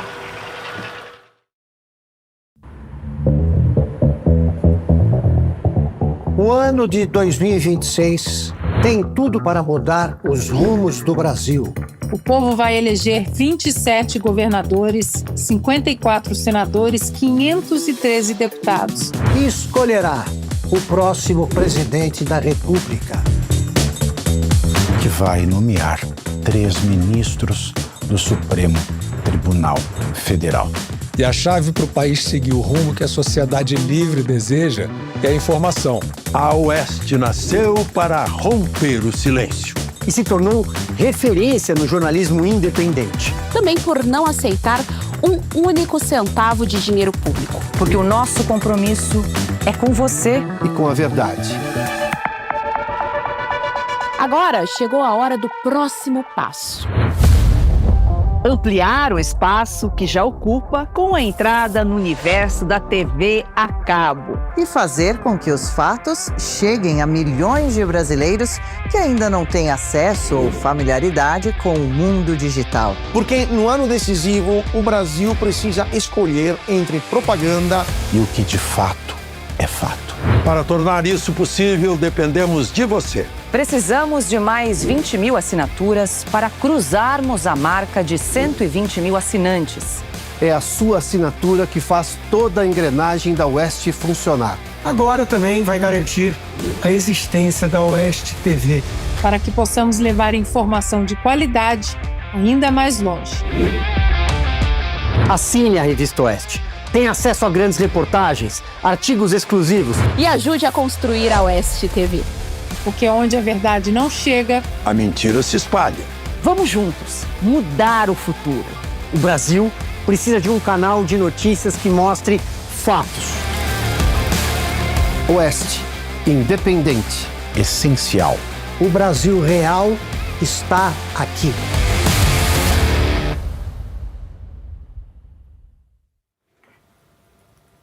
Quando a gente escolhe ser jornalista, significa que nós escolhemos uma missão. Não é só uma profissão que você faz ali de qualquer jeito, porque você tem a responsabilidade, o comprometimento com a verdade. Se você não defender a verdade, você está manipulando os fatos. Você está manipulando a opinião pública, você está manipulando os telespectadores. Nós aqui na Revista Oeste, todos os dias, temos orgulho de fazer jornalismo sério, jornalismo independente. Jornalismo que tem como objetivo mostrar os fatos, mostrar a verdade, independente de governos, independente de quem está com a mão no volante do nosso país. Nós, todos os dias, honramos o jornalismo independente de verbas públicas. Nós não aceitamos um único centavo do governo. Isso significa que a gente não tem verba de SECOM, a gente não tem verba de nenhum, absolutamente nenhum governo, independente de qual é o governo do nosso país. É isso que garante que a gente leve para você o fato, a verdade. Ainda que ela doa na própria carne, mas o nosso comprometimento é com o futuro do nosso país. A nossa missão é pela comunicação do nosso país. E é por isso que quem todos os dias compra essa briga junto com a gente, todos os dias aceita essa missão pelo futuro do nosso país, são os nossos assinantes. A nossa grade de programação começa às 10 da manhã com o Oeste com Elas, tem o Faroeste a Brasileira, Jornal da Oeste, Oeste Sem Filtro, a Força do Agro, Outra Coisa aos sábados, toda a nossa grade de programação, cada detalhe dela é custeado pelos nossos assinantes, pelas pessoas que acreditam na liberdade do nosso país, pelas pessoas que acreditam na liberdade de informação do nosso país.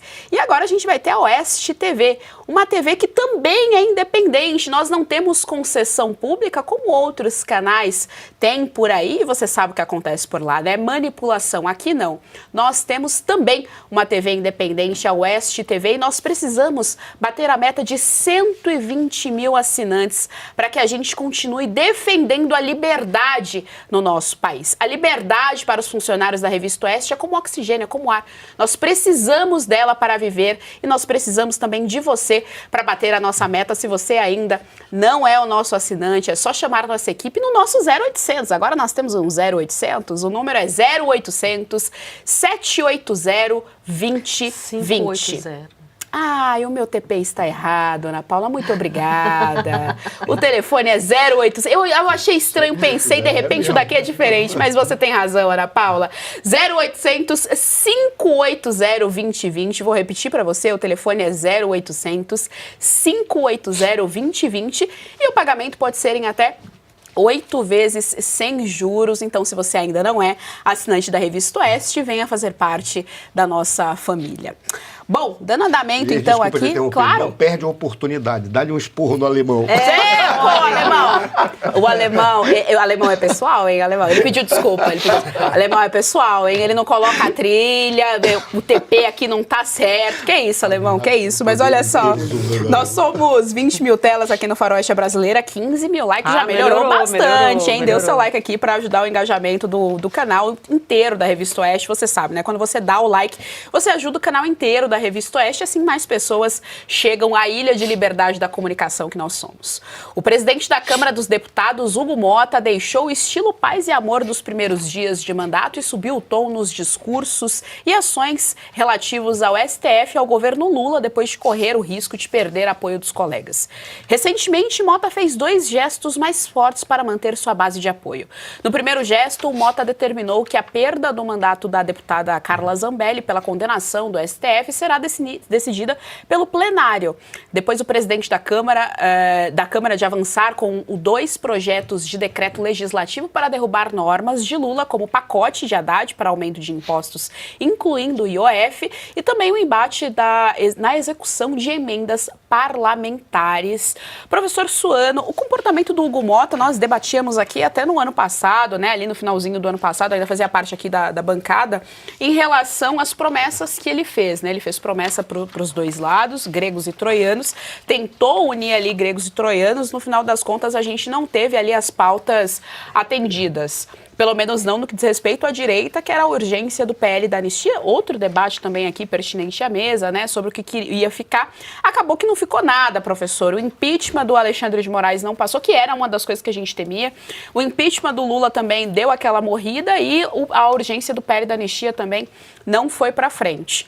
E aí a gente viu o Hugo Motta em alguns jantares inclusive com o pessoal do STF, jantares com Lula e algumas pautas indo morrendo ali no meio do caminho. O debate que se tinha agora no Congresso em relação ao IOF, eles vão votar hoje, ou estão em votação agora em relação ao IOF. Haddad está de férias, assim como o Pavinato, o Haddad está de férias. A diferença é que o Pavivi merece, né? Já o Haddad, ele está de férias justamente no debate do IOF, largou o Congresso de mão. Então a gente tem Davi Alcolumbre lá no Senado, Hugo Motta no Senado, tudo largado de mão. Um governo petista que mais desgoverna e esse é o cenário e continuamos tendo presos políticos nesse exato momento. Geise, como você falou, nós sempre fomos um tanto quanto reticentes ao Hugo Motta, por várias razões. A primeira delas é algo que eu lembro que a Daniela sempre falava, do manual para ser presidente da Câmara ou para ser presidente do Senado. Teria que ser sempre uma pessoa que não tivesse uma voz de transformação, é uma voz que acomodaria com todos que lá estão. Por qual razão? Porque a sua função era não mudar o que existia e apenas servir como interlocutor. Em síntese, o Hugo Motta caía como uma luva porque, além de tudo, ele era um cara que não tinha expressão nacional. Quem sabia quem era o Hugo Motta no Brasil? Ninguém. Ninguém tinha ouvido falar de Hugo Motta. Ninguém sabia que era Hugo Motta. Então ele cai como uma luva para ocupar um cargo que, na realidade, é um cargo daquele que é o sabonete. Às vezes, alguns são medíocres, outros não são, outros são só calados. E, no caso dele, tem uma série de capivaras que ele tinha consigo. Tá? Aí cai o Hugo Motta. O Hugo Motta vem do nada para se tornar a terceira personalidade mais importante da República, assim, vou até usar um termo, do Estado brasileiro, porque a República me angustia esse termo, mas veja, eu sou monarquista, como todo mundo sabe, mas veja, é o terceiro cargo mais... Aliás, nós vivemos um golpe, né? Se a gente for parar para pensar, sim, o golpe da República a gente vive até hoje. Sim, foi um golpe. Ali foi um golpe, configurado como um golpe. Qualquer dia a gente até conversa sobre isso, até vamos demonstrar até os erros que aconteceram dentro das Forças Armadas, que estão sendo repetidos agora. Permitiram que a esquerda entrasse nas escolas militares naquela época e fez a mentalidade da juventude militar contra o rei. E ali, então, mas isso a gente deixa de lado, tá? Aí veio esse cara, que ocupa o terceiro cargo da República, e ele simplesmente vai, e para garantir a sua ascensão, porque é muito poder, o presidente da Câmara dos Deputados tem muito poder. E ele ocupa E ele sai negociando com todo mundo. Nós já sabíamos, quem reza para Deus e para o diabo, um dos dois vai estar enganando. É óbvio que o diabo faz uma coisa que Deus não faz. Deus observa e quer o equilíbrio. O diabo vai e compra, como se estivesse atuando dentro de um prostíbulo. E ele, é óbvio que ele ia ficar do lado do diabo. Não preciso dizer a quem estou me referindo, ao governo. E ali, o Hugo Mota prometeu um monte de coisas que ele não tinha capacidade de ir adiante. Nós imaginávamos que ele teria uma contraposição dentro da Câmara dos Deputados, porque a oposição poderia ter número suficiente para obstruir qualquer coisa e garantir que, se ele não fizesse, ele perderia a base, que parece que é o medo que ele está tendo agora. Porque o que pode ocorrer é ele ficar sem o apoio do governo, sem o apoio do STF, com umas capivaras que caíram agora. Capivara é problemas, né? São probleminhas que caíram agora no STF e sem o apoio da base. Pode acontecer dele ser o presidente da Câmara mais esvaziado da história. Por isso, ele está assumindo um determinado lado. O problema é saber se ele está fazendo isso para reforçar o legislativo ou porque ele está fazendo isso para ganhar tempo, aplacando um pouco a angústia da oposição enquanto ele negocia com o STF. Porque ele também quer isso. Agora, se ele quiser realmente fazer uma mudança, ele pauta a CPI do INSS. Se ele quiser, ele pauta o projeto de lei de anistia. Se ele quiser, ele pauta o projeto de lei do Sargento Gonçalves. Ele vai pautando uma série de coisas que ele pode regular as relações entre os poderes, mas ele não quer. Aí ele pega simplesmente e diz assim, e aí eu já encerro. Ora, agora eu vou jogar duro contra o STF e contra o governo. Qual é a razão pela qual ele está fazendo isso? Isso é o que me entristece. Por quê? Porque está tendo um problema no atraso da liberação das emendas parlamentares. De todas as razões, essa é a mais mesquinha, é a mais comezinha. Não estou dizendo que o povo não mereça e que os deputados não merecem executar, porque esse é o nosso sistema. Mas eu preferia que ele estivesse peitando o governo, estivesse peitando o STF, por razões de Estado, por razões de sociedade brasileira, pelas razões do equilíbrio entre os poderes e pelo respeito à sociedade. Mas não é o que está acontecendo. E aí fica a pergunta, o Lula vai conseguir mais dinheiro para ir à Casa de Tolerância e comprar aqueles que estão disponíveis para se vender? Se tiver, o Hugo Mota vira de lado. Essa é a sensação que eu tenho. Eu tenho a sensação que ele conhece bastante casas de tolerância. Deputado, o que chama atenção também é que o Hugo Mota, de novo, está dando um recado para o Lula. E o Lula já ouviu esse mesmo recado do Arthur Lira. Quando o Arthur Lira era presidente, né, o que foi antes agora do Hugo Mota, ele deu o mesmo recado ali para o governo. Ou seja, o Lula nunca tem governabilidade, sempre tenta governar por meio das emendas parlamentares. E, enquanto isso, as demandas da população, as demandas dos eleitores, aliás, das pessoas que colocaram aqueles deputados ali dentro, ficam o tempo todo em stand-by. O que é uma forma de coação, né? Você está toda hora coagindo os deputados e colocando as emendas como esse elo de coação é muito ruim.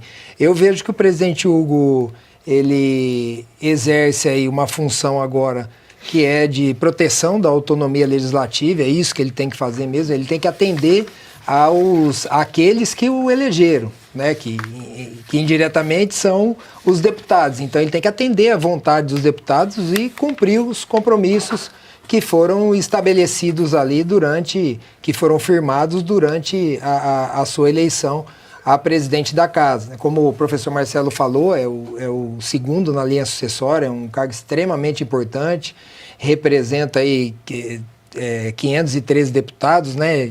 Preside e gere 513 deputados, então ele tem que ouvir, sim, a base, ele tem que ouvir a oposição, mas os compromissos firmados devem ser cumpridos. A gente tem que, na separação dos poderes, um princípio básico que deve estar em vigor é a autocontenção dos poderes, né? Nós temos hoje um desequilíbrio desse princípio, ou seja, você tem poderes que invadem a seara, um poder que invade a seara do outro, e aí acaba, como você falou, oprimindo, coagindo, seja através de emendas, seja através de um poder que tem que apenas prestar a jurisdição e quer legislar. Então eu vejo que eu não conheço, apesar de ser do meu partido, eu não conheço o presidente Hugo.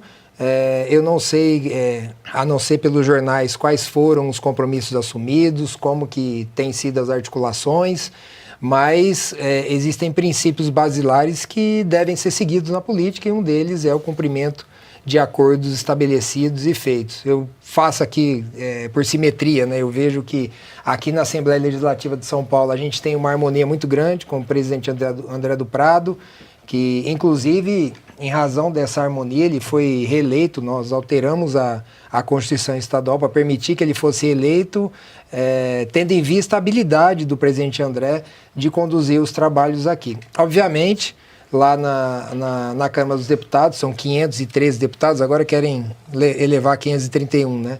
Aqui nós somos em 94, é uma questão um pouco mais complexa, são vários estados, mas o princípio deve ser seguido, na minha opinião.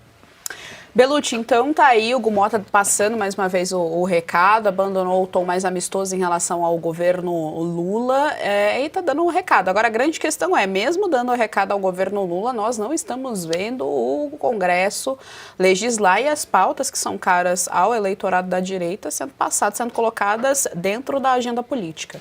Perfeito, Geisiane. A própria direita, os conservadores, têm uma grande dificuldade em atuar em bloco. Vide o próprio PL, que seria em tese o maior partido de oposição, esse situando-se a união agora, que está ocorrendo entre outros partidos, seria o maior partido da oposição, e ele poderia atuar em bloco, né, os seus deputados atuarem sempre no mesmo sentido, mas mesmo dentro do PL é uma heterogeneidade muito grande, né, tem vários tipos ali de parlamentares, tem os barulhentos, tem os efetivos, mas assim, tem todo tipo. Então há uma grande dificuldade de atuação em bloco. A mais simples que eu vejo seria atravessar diariamente a Praça dos Três Poderes e ir até o STF com meia dúzia de faixas, falar: vivemos uma ditadura. É uma coisa muito simples, mas tira foto e repercute no mundo. Mas por alguma razão isso não ocorre. Nem o próprio PIN, criar um PIN, estamos aqui em ditadura, vamos até acabar a ditadura. Não usa, eu não sei qual é a razão, mas isso acontece. E o Hugo Motta, ele se divide em antes e depois do tal jantar que ele teve com alguns donos do poder do Brasil, porque antes ele falava bem grosso, falava várias coisas, e depois me parece que ele deu uma adaptada no discurso, não sei se foram apresentados papéis a eles ou se ele foi submetido a alguma pressão.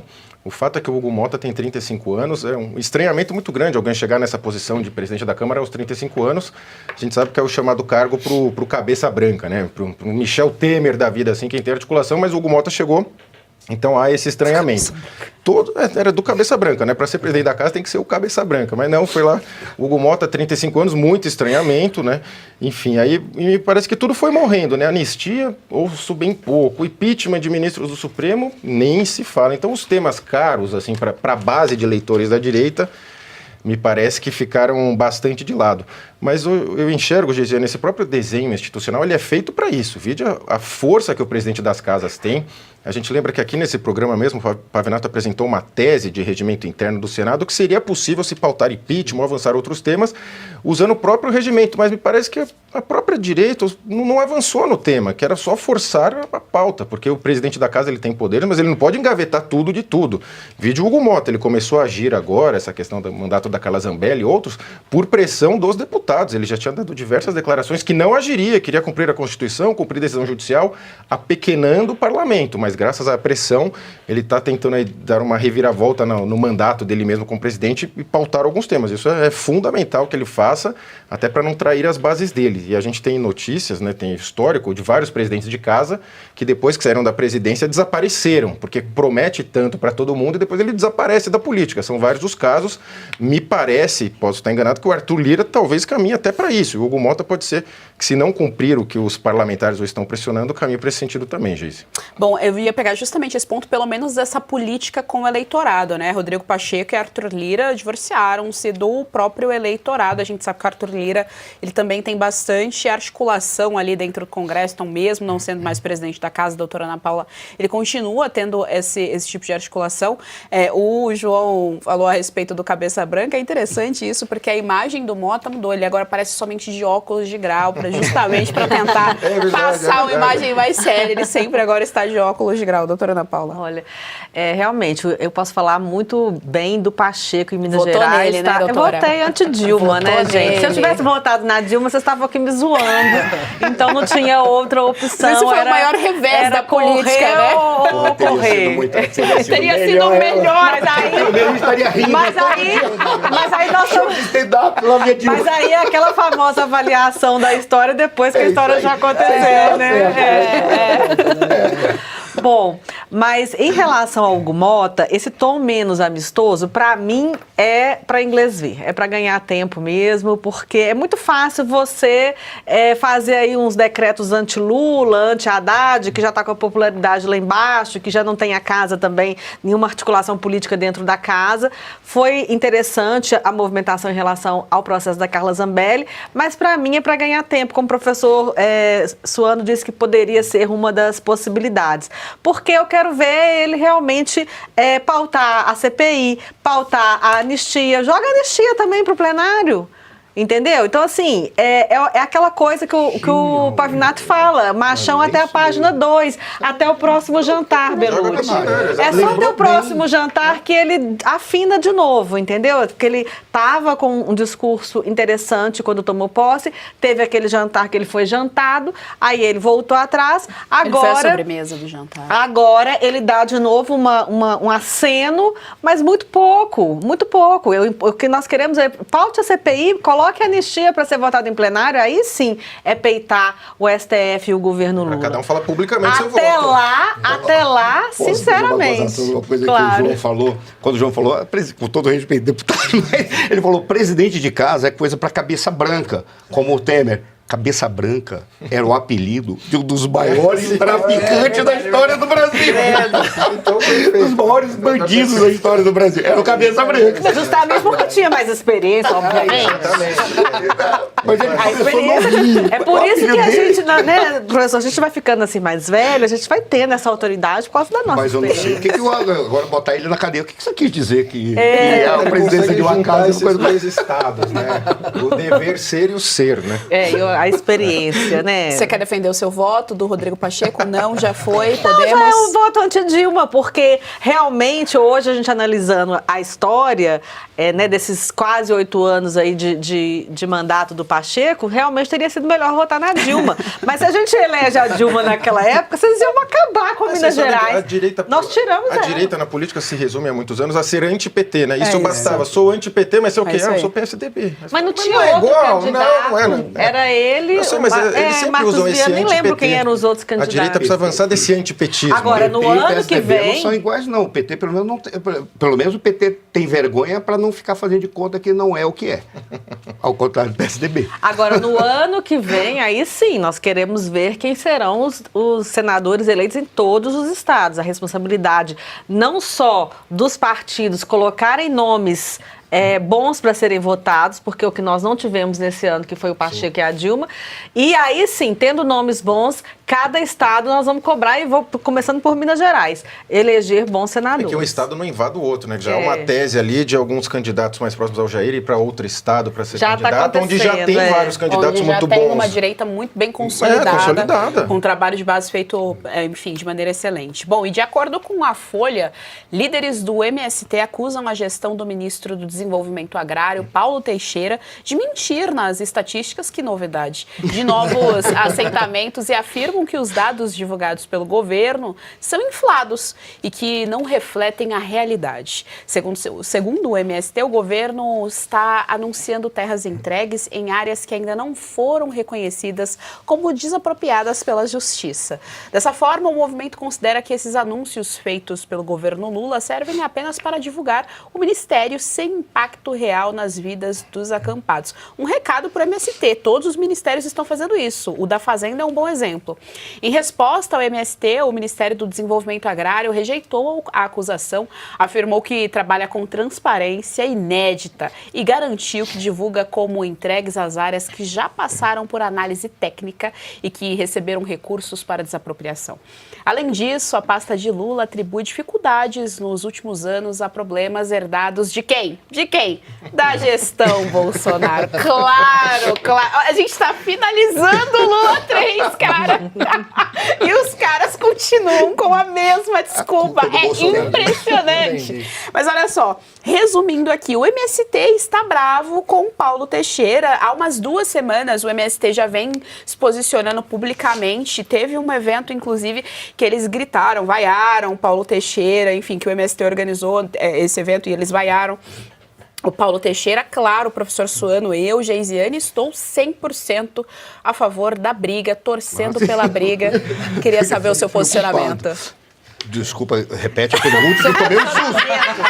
Seu posicionamento, você é MST, Paulo Teixeira ou briga? Olha, eu vou te falar do fundo do coração. Eu sou a favor da briga por uma razão muito simples, porque o MST e o Paulo Teixeira se merecem, inclusive, conviver e ficar brigando o tempo inteiro. O sofrimento deles é sempre muito bom para todos nós. Mas olha que coisa curiosa. Você falou assim, a culpa é eu tenho certeza que daqui a 1 ou 2 semanas alguém do PT vai acusar que a culpa do conflito no Oriente Médio é do Bolsonaro. Do Bolsonaro, isso aí. Eles tudo acusam o Bolsonaro. Curiosamente, eles esqueceram quantos foram os títulos que foram da regularização fundiária que o Bolsonaro fez? Não sei a quantidade, mas foi 500 mil. Foi o maior. Regularização fundiária talvez tenha sido a maior reforma agrária feita no Brasil na nossa história. Ele fez, mas eles esquecem isso. Agora, qual é o grande problema? O Lula prometeu para o MST aquilo que não pode dar.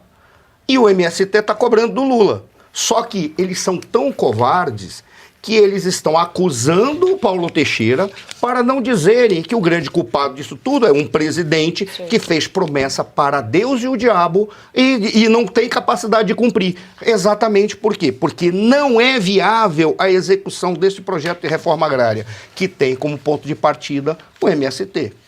Que apesar de algumas pessoas não acharem, outros afirmam que não passa de um grupo que aplica, eu não vou te usar o termo que é para não ser processado, mas que toca o terror aonde vai. Então, com todo respeito, é uma pressão para que aumente a regularização das invasões. Esse é o problema. A minha preocupação, e eu já encerro, não é fazer uma regularização fundiária tal qual o Bolsonaro propôs e executou.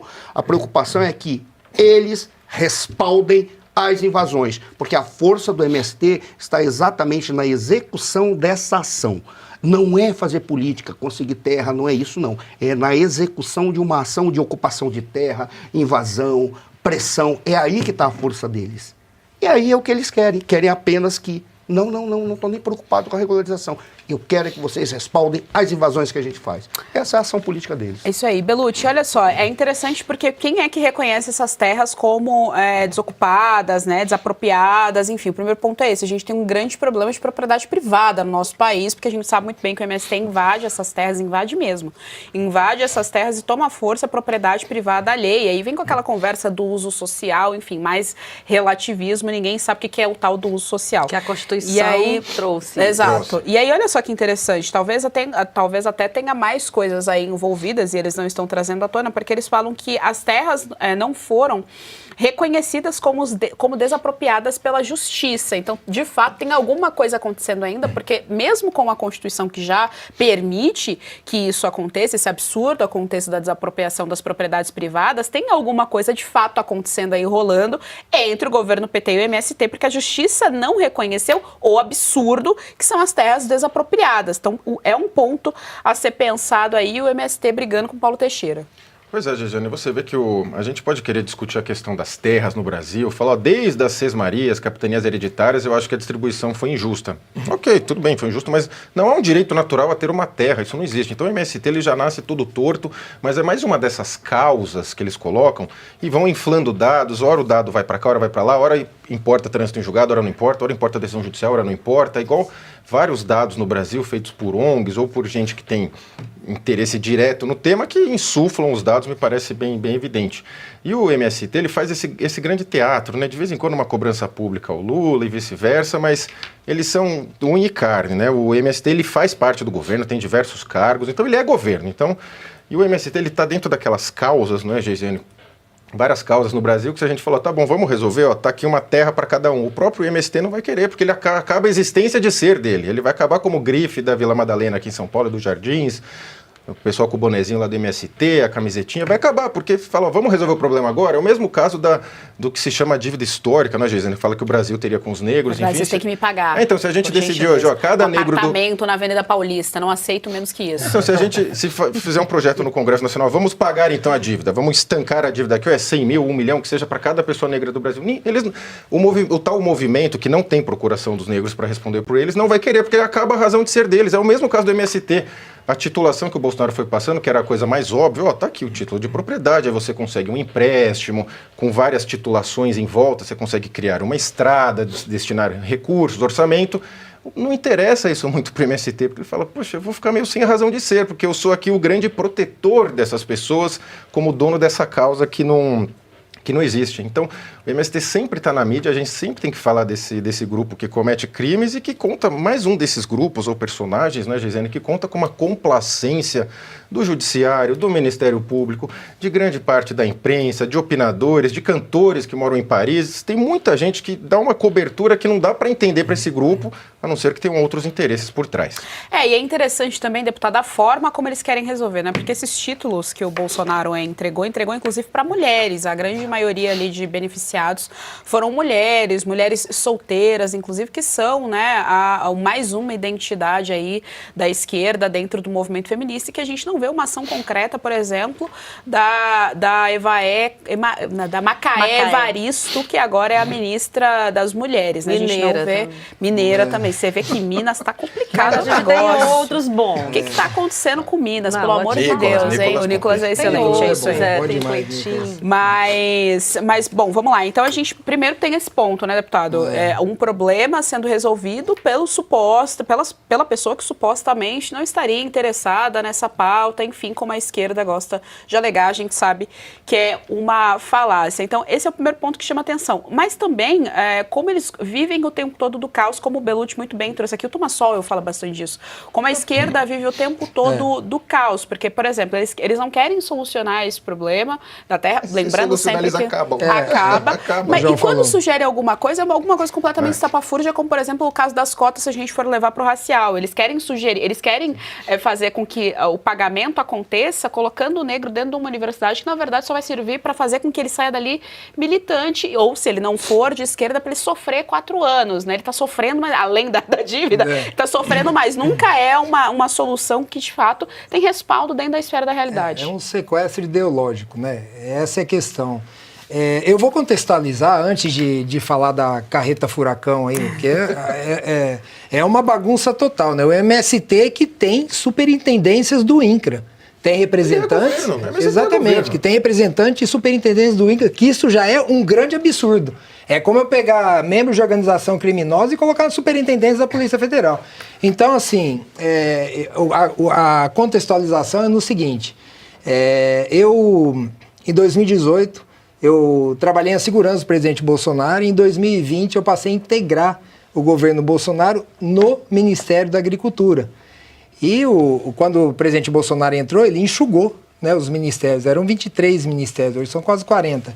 E esse Ministério do Desenvolvimento Agrário, ele foi absorvido pelo Ministério da Agricultura e foi criada uma Secretaria Especial de Assuntos Fundiários. E aí se estabeleceu, por diretriz do presidente Bolsonaro, essa ênfase na regularização fundiária, que é o que o professor Suano falou. O que acontece? Você tem ali a reforma agrária e a regularização fundiária. A reforma agrária prega o quê?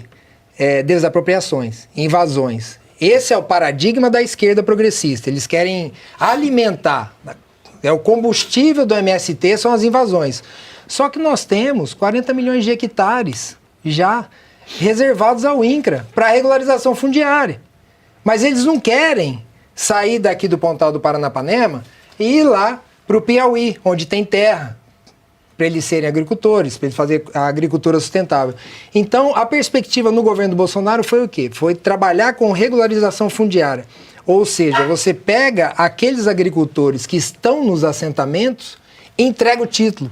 O que acontece, Geisiane, quando você entrega o título? Você liberta essa pessoa do jugo do MST. Porque essa pessoa ela consegue ter autonomia para fazer o financiamento, para progredir, para poder financiar uma plantação, para poder seguir a sua vida. Sim. Ao passo que se você mantém essa pessoa numa condição precária, ainda sob o jugo do MST, você elege deputado, que é o que acontece, por exemplo, no sul da Bahia, região de Eunápolis lá. E a gente foi várias vezes no sul da Bahia para verificar em loco o que acontecia. O MST subjugava as pessoas lá daquela região. Não sei se vocês se recordam, houve uma ocasião em que foi acionada a Força Nacional para o sul da Bahia, porque por uma ordem judicial, uma senhora foi emitida na posse de uma residência e membros do MST foram lá e queimaram a residência dela, a residência e o terreno, né? Queimaram, ela teve que sair à noite. Então isso chegou até nós e nós acionamos a Força Nacional e aí a Força Nacional teve que sair porque o governador, que na época era o Rui Costa, negou o apoio da Força Nacional. Então, assim, são absurdos que nós vimos lá nessa seara. Ou seja, eles administram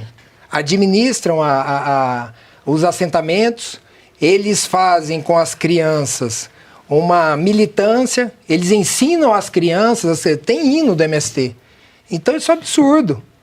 Então o que foi feito no governo Bolsonaro? A partir do momento que foi se dado o título de propriedade, essas pessoas estavam esperando às vezes há 20, 30 anos, às vezes passou de geração para geração, essas pessoas se libertaram.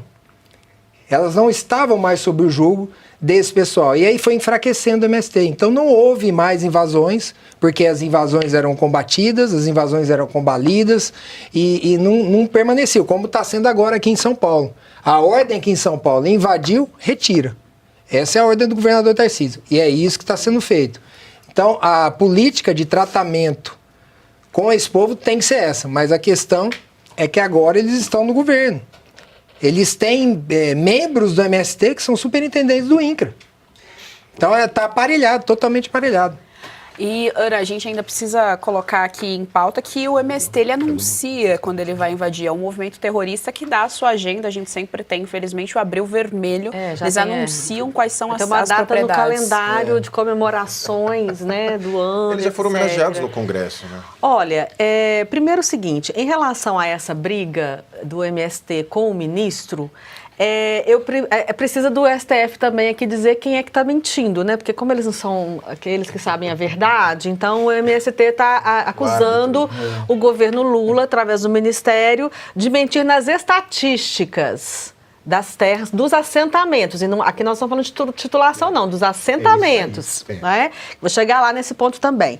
Então, ou o ministro está mentindo, ou o MST está mentindo. E nós precisamos saber quem está mentindo, porque, segundo o Barroso, diz que ele tem que voltar a ser errado, mentir. Se a conta for feita pelo IBGE, tendo em vista o mapamundi de cabeça para baixo... Exato. E aí tem que saber qual conteúdo vai tirar da internet. O Barroso tem que decidir qual conteúdo vai ser tirado da internet. Se é o site do MST... que voltar a ser errado, mentir. O Barroso disse isso. Não, e eu não vou nem falar de Lula aqui, né? Mas aí, então, eles têm que decidir qual site que a gente tira do ar. Se é o do MST ou se é o do Ministério, porque um dos dois está mentindo e agora tem que voltar a ser errado, mentir. Segunda coisa, foi bem falado aqui, o MST, como o Belucci falou, quando ele nasce enquanto movimento do Sem Terra, é bem objetivo, fazer uma reforma agrária. Dá titulação, acabou. Nós já vamos para quase 20 anos de governo do PT, uma coisa que poderia ter sido resolvida em uma década no máximo, ou até em menos, porque você identifica as terras improdutivas, beleza. Só que o MST não quer esse tipo de reforma agrária. Ele quer aqui, olha, ele tá reclamando aqui dos assentamentos, que não está dando titulação de assentamentos. Eles querem permanecer com posse e propriedade da terra e colocando as pessoas para trabalhar para eles numa coisa coletiva.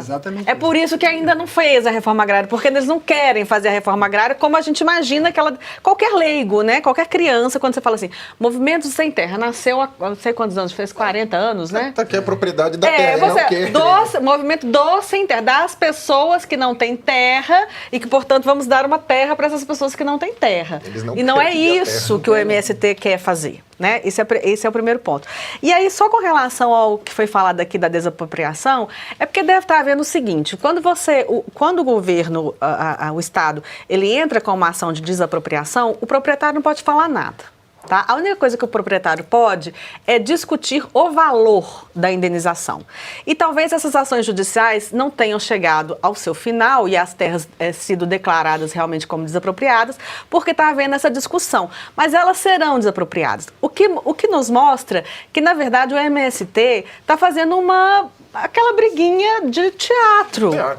Não é? É uma briguinha de teatro por algum outro motivo, que o ministro não está sendo legal com eles em alguma outra coisa, e eles, de uma forma para pressionar o ministro e o governo, estão colocando isso aí na mídia, que as estatísticas estão erradas, porque as terras desapropriadas não foram consideradas assim ainda pela justiça.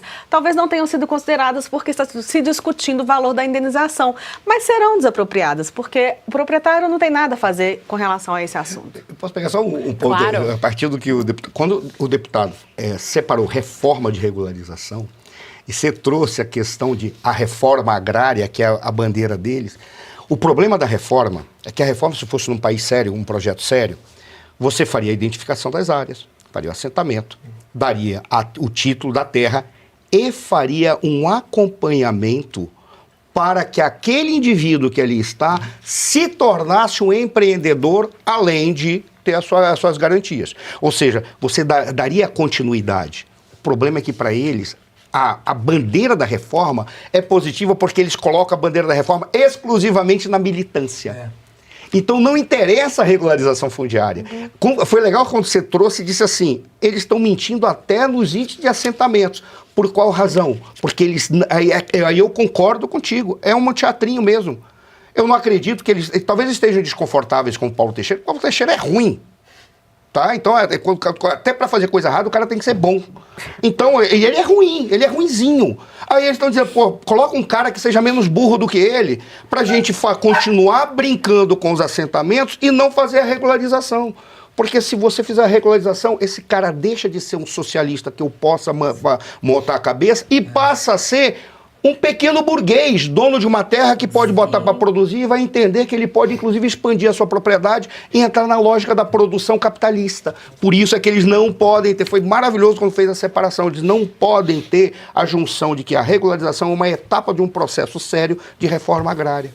Eles precisam só da militância e do assentamento. É uma pergunta que eu gostaria de fazer. Quantos hoje são os membros do exército do STED, segundo o Lula? Porque o Lula chegou um dia dizendo, se eu quiser, eu coloco o exército do STED na rua. Quantos hoje são? Não tenho ideia, a gente precisa pesquisar, mas são muitos, mas eu não tenho ideia. Houve uma diminuição na época do governo Bolsonaro, porque foram fechadas as torneiras, né?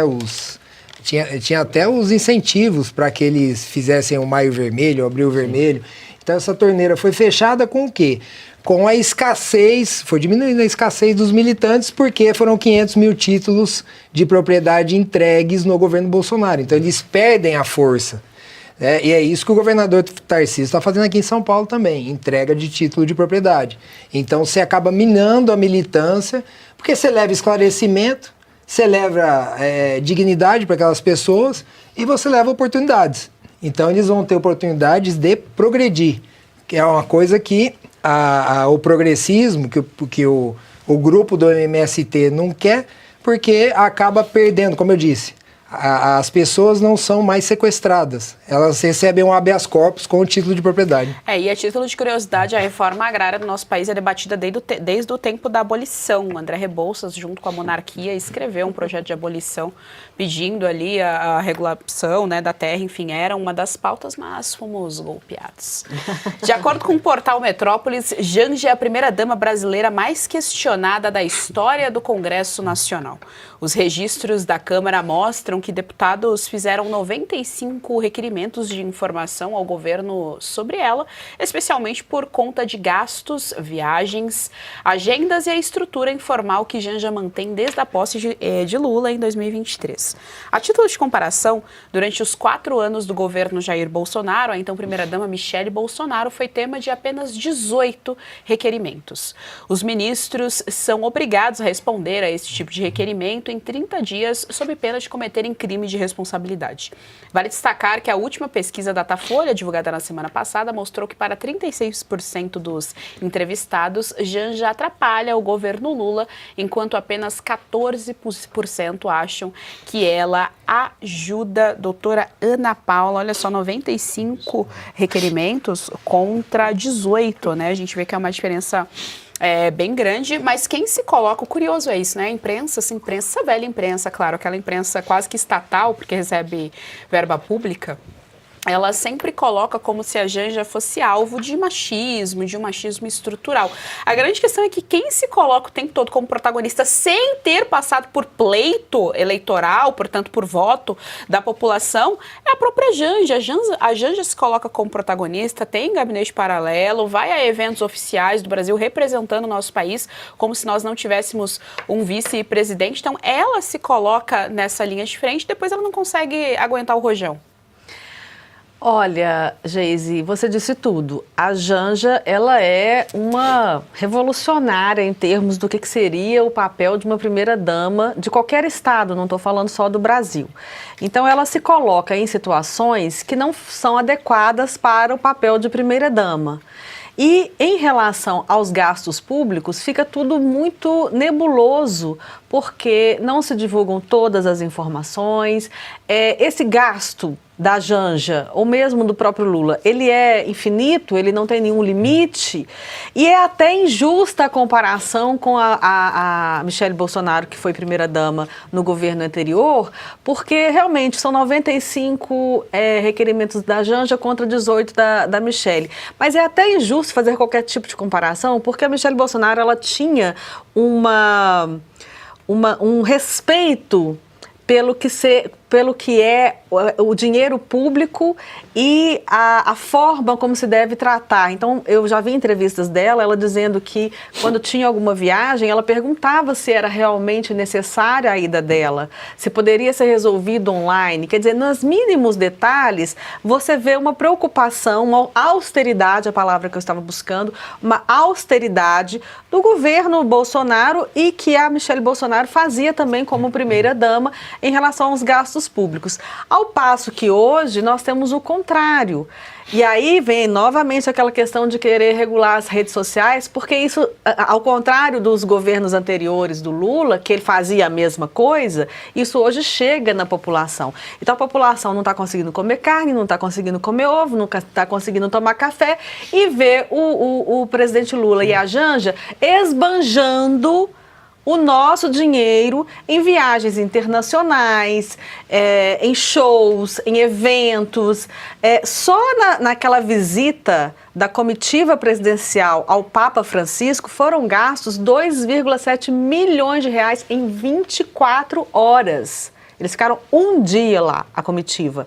Ao passo que Milei foi sozinho com a esposa, o Trump foi sozinho com a primeira-dama, se não me engano, o Macron foi sozinho, nem a primeira-dama levou. E a gente, num sinal de cafonice total, o próprio Barroso, que se julga ou civilizador ou muito educado, vai lá, parece aqueles ônibus de farofeiros chegando na praia. É a nossa comitiva chegando em qualquer evento internacional hoje. É sempre a maior. É tipo assim, não posso perder essa boquinha. Isso é muito cafona, isso é farofa pura. Então o Brasil virou aí uma excursão de farofeiros para todos os lugares onde tem algum regabofe, alguma boca livre, até em funeral. É o que está acontecendo com o país. Sendo que o farofeiro tem mais dignidade porque é com o dinheiro dele, né? Exatamente. O farofeiro faz a farofa com o dinheiro dele, João Belucci. Estão fazendo farofa com o nosso. É legal. Pois é, o farofeiro, ele vai lá, o farofeiro vai lá, ele compra, né, o salgadinho, o frango e tal, e vai lá na praia e faz com o dinheiro dele, como você bem colocou. E lembrando que o Lula, o governo Lula, colocou o sigilo, esse sigilo de 100 anos, em várias coisas a respeito da Janja, e ele falou diversas vezes durante a campanha eleitoral, quando declarado eleito pelo TSE, que ele não faria sigilo, acabar com o sigilo, sempre aquele papo, e depois mudou o que é o natural do Lula. E 95 requerimentos acho até pouco pela atuação política da Janja. A atuação dela se resume a ir antes do Lula, ela tem esse hábito, agora vai antes do Lula, gasta pra caramba, tem o gabinete informal dela de pessoas que o cercam, pagas por nós contribuintes, e ela essencialmente vai nas reuniões para ser fiscal se há presença de mulheres. Tem mulher aqui, tem mulher, precisa de mulher, mais mulher, mais mulher. Mas todo mundo pergunta, mas Janja, a senhora não foi eleita para nenhum cargo, né? Tipo, o que você está fazendo aqui? Você foi representar até o Brasil na abertura, naquela abertura trágica das Olimpíadas de Paris, foi a Janja lá como representante do Brasil, articulou a questão do uniforme brasileiro, né, da delegação, que foi bastante questionável à época. Chinelinho havaiana, horrível. Tem um péssimo gosto, hein, Janja? Não, ela fez isso, lembra? Ela foi articuladora, ali apareceu. A bordadeira, você lembra da história da bordadeira? Do vestido do timbal, não era, a bordadeira era alguma expressão que era lá do Rio Grande do Norte. E teve essa cena da Janja com a Brigitte Macron, que foi patética, elas num nível de amizade que elas nem têm, elas sequer falam a mesma língua, até onde me consta, elas de mão dada, abraçadas ali, como se elas fossem amicíssimas e fossem resolver algo. A Brigitte Macron tem várias teses a respeito dela, mas ela não se mete na política, até onde me consta, igual a Janja. Ela quer atuar como chefe de Estado, mas não quer cobrança, ela não tem estofo para isso. Não tem, ela atua... Não tem estofo, ela vai igual o Barroso, todos falam sobre tudo, mas não quer receber a crítica. Vocês viram o vídeo dela, a Brigitte lendo uma coisa, ela saltitando, como se estivesse dançando lá. Como se fossem super amigas, né? Tem aquele clássico também que ela pula num carro de som, né? E o Lula pede pro Lula virar e falar, minha filha, pelo amor de Deus, para de pular. É ridículo, né? É ridículo. Mas foi isso, E ela tá se descolando do Lula, me parece. Você vê que ela vai antes na viagem, ela tem agenda própria. Acho que nem ela tá querendo ficar do lado do Lula e vice-versa, Gisele. Será que ela quer ser candidata? Então, eu ia levantar justamente esse ponto, Ana. Ela tenta, talvez ela esteja tentando uma Voo solo, né? Uma carreira política, professor, mas só que aí a gente tem alguns problemas. Bom, primeiro que o Lula tem uma popularidade, assim, risível, é ridículo, né? E baita ruim fim de carreira pro Lula. Risível foi chiquíssimo. Você viu? Até pra falar do Lula. Eu leio o Aurélio às vezes. Às vezes. Você não precisa mesmo. Então, o Lula não tem essa popularidade. O Lula não consegue também fazer herdeiros, né? O Boulos não consegue emplacar. A Janja talvez seria um nome, mas a grande questão é que dentro da cúpula do PT, o nome da Janja não é aceito. Eles não aceitam, não é aceitado ali dentro, porque sequer os petistas estão suportando Janja. Olha que a gente está falando de petista, pessoas que gostam de esbanjar o dinheiro público. E aí o João levantou um ponto muito interessante. Elas colocam o tempo todo como protagonista, mas ela sequer aguenta, por exemplo, deixar a própria rede social dela aberta. A conta no Instagram da Janja é privada. Ela não tem estofo para ser uma grande liderança política, ela quer ser. Agora, a gente tem que fazer jus que ela é uma petista histórica, ela é militante do PT desde o início, para ver como o PT é ruim. Né? Ela é uma expressão do PT. O PT é isso, talvez por isso o Lula não queira mais, não consiga fazer um herdeiro. Mas eu acho que o Lula não consegue fazer um herdeiro por uma razão simples. A aposta que eles fizeram no Lula foi uma aposta que deu muito errado a partir do mensalão. Por qual razão? Porque o PT ele se construiu a partir de 5 movimentos. E eles precisavam de um indivíduo que fosse uma figura carismática, que depois seria cuspido fora. Quando veio o mensalão, quem foi a figura que caiu imediatamente? José Dirceu, que era considerado o Lúcifer desse conjunto de 200 anjos que despencaram do céu e foi para cair aqui no inferno, que transformaram o Brasil. E ele é que era o cara para ser o presidente da República. Depois ele ia dizer, não, graças a Deus, colocamos um metalúrgico na presidência, já cumprimos nosso papel, agora vamos fazer a revolução que a gente precisa fazer. O grande questão é que a Janja, ela representa o que é de pior do PT, ela representa o que é de pior da militância política e ela representa o que é de pior numa postura de uma primeira-dama. Essa é a razão pela qual existem tantos questionamentos. Qual é a resposta dela? É a resposta mais banal, eu já vou encerrar, Gisiane, que a resposta mais... tudo ela diz que é machismo, e ela avança que é uma tese típica da esquerda, que é o machismo estrutural, tudo jogo estrutural. Eu li um livro de uma moça que eu achava... ela não gosta muito de mim, mas eu acho ela brilhante. Que era um livro que tentava tratar da questão estrutural, que era para questão... E detalhe, quando você lê os capítulos desse livro, você diz, pô, mas não estou entendendo nada. Porque você tem que ler o livro inteiro. Porque a jogada do livro é mostrar... Tá vendo porque eu não defini em nenhum momento o que é racismo estrutural? Porque essa é a jogada deles. Eles querem apenas ter um instrumento da vingança. Não é isso mesmo? Ou o instrumento da mobilização. Não é isso mesmo que está no livro de uma moça chamada Geisiane Freitas? O que você não sabe... O que você não sabia sobre racismo. Que a jogada é essa. Eles não definem. Eles vão pegar esse tema. Aí você diz, pô, não vai definir ou não vai? Aí passa para o outro. Vai passando todos conectados. Quando chega no final, aí está a charada. Sabe por que eu não defini nada? Porque é assim que eles trabalham. Eles não definem. Eles não, que é muito mais fácil dizer, é estrutural. Porque se é estrutural, você joga fora, joga dentro de uma lógica, é a estrutura que produz um tipo de comportamento. Então, como é que ele vai mudar esse tipo de comportamento? Derrubemos a estrutura. Coisa de marxista que quer fazer a revolução. É isso aí, deputado. Vamos derrubar a estrutura? É isso. Vamos lá. Eu penso que, para nós da direita... Né, no momento que passamos, eu prefiro que deixe ela agir desse jeito, deixa ela falar, deixa o Lula falar, que o ano que vem tem eleição, em que pese ser ruim para o país, e aí é o ponto que eu quero entrar, porque ela faz intervenções perigosas, né? Como aquela do Xi Jinping, né? Ela pedindo o emissário para vir aqui dar um palpite sobre redes sociais, que é muito complicado. Ofendeu Elon Musk. Exatamente. Então, assim, são atitudes que repercutem diretamente no Brasil como Estado, com E maiúsculo aí. E eu vejo que, em comparação, por exemplo, com a dona Michele, né? É uma comparação estratosférica, né? Dona Michele se portava como a primeira-dama, a dona Michele respeitava o dinheiro público nas suas ações, a dona Michele fazia realmente ações efetivas, sociais, com cunho de solidariedade. Então, eu fui algumas vezes com a dona Michele entregar cestas básicas no interior aqui de São Paulo, enquanto estive lá no governo Bolsonaro. Então, ela realmente era uma primeira-dama na acepção do termo. E aí foi acusada, né, e depois caiu por terra pela Janja de ter colocado os móveis em um determinado lugar, de ter sumido com os móveis. E desde o primeiro momento a dona Michele falou, os móveis estão no depósito tal e tal e tal. E foi comprovado depois. Mas isso é porque o Barroso ainda não tinha falado que mentira era errado. Que mentira era errado, né? Então é isso, a gente não tem parâmetro de comparação. E da minha parte aqui agora, no atual tamanho do campeonato, deixa falar. Isso, né? Quando o inimigo está ganhando, aliás, quando o inimigo está perdendo, a gente deixa ele falar. Ela tá perdendo, ela faz gol contra o tempo todo, que é ótimo. Mas a gente vai tudo agora dentro da Fiat. Comparar a Michele com a atual primeira-dama é comparar uma Ferrari com Fiat 147. Mas a gente só fez uma comparação de números mesmo, enfim, é bem incomparável. Mas olha só, a gente vai para um rápido intervalo, voltamos já já. Você está cansado de tomar 10, 15, até 20 comprimidos por dia e mesmo assim as dores não vão embora?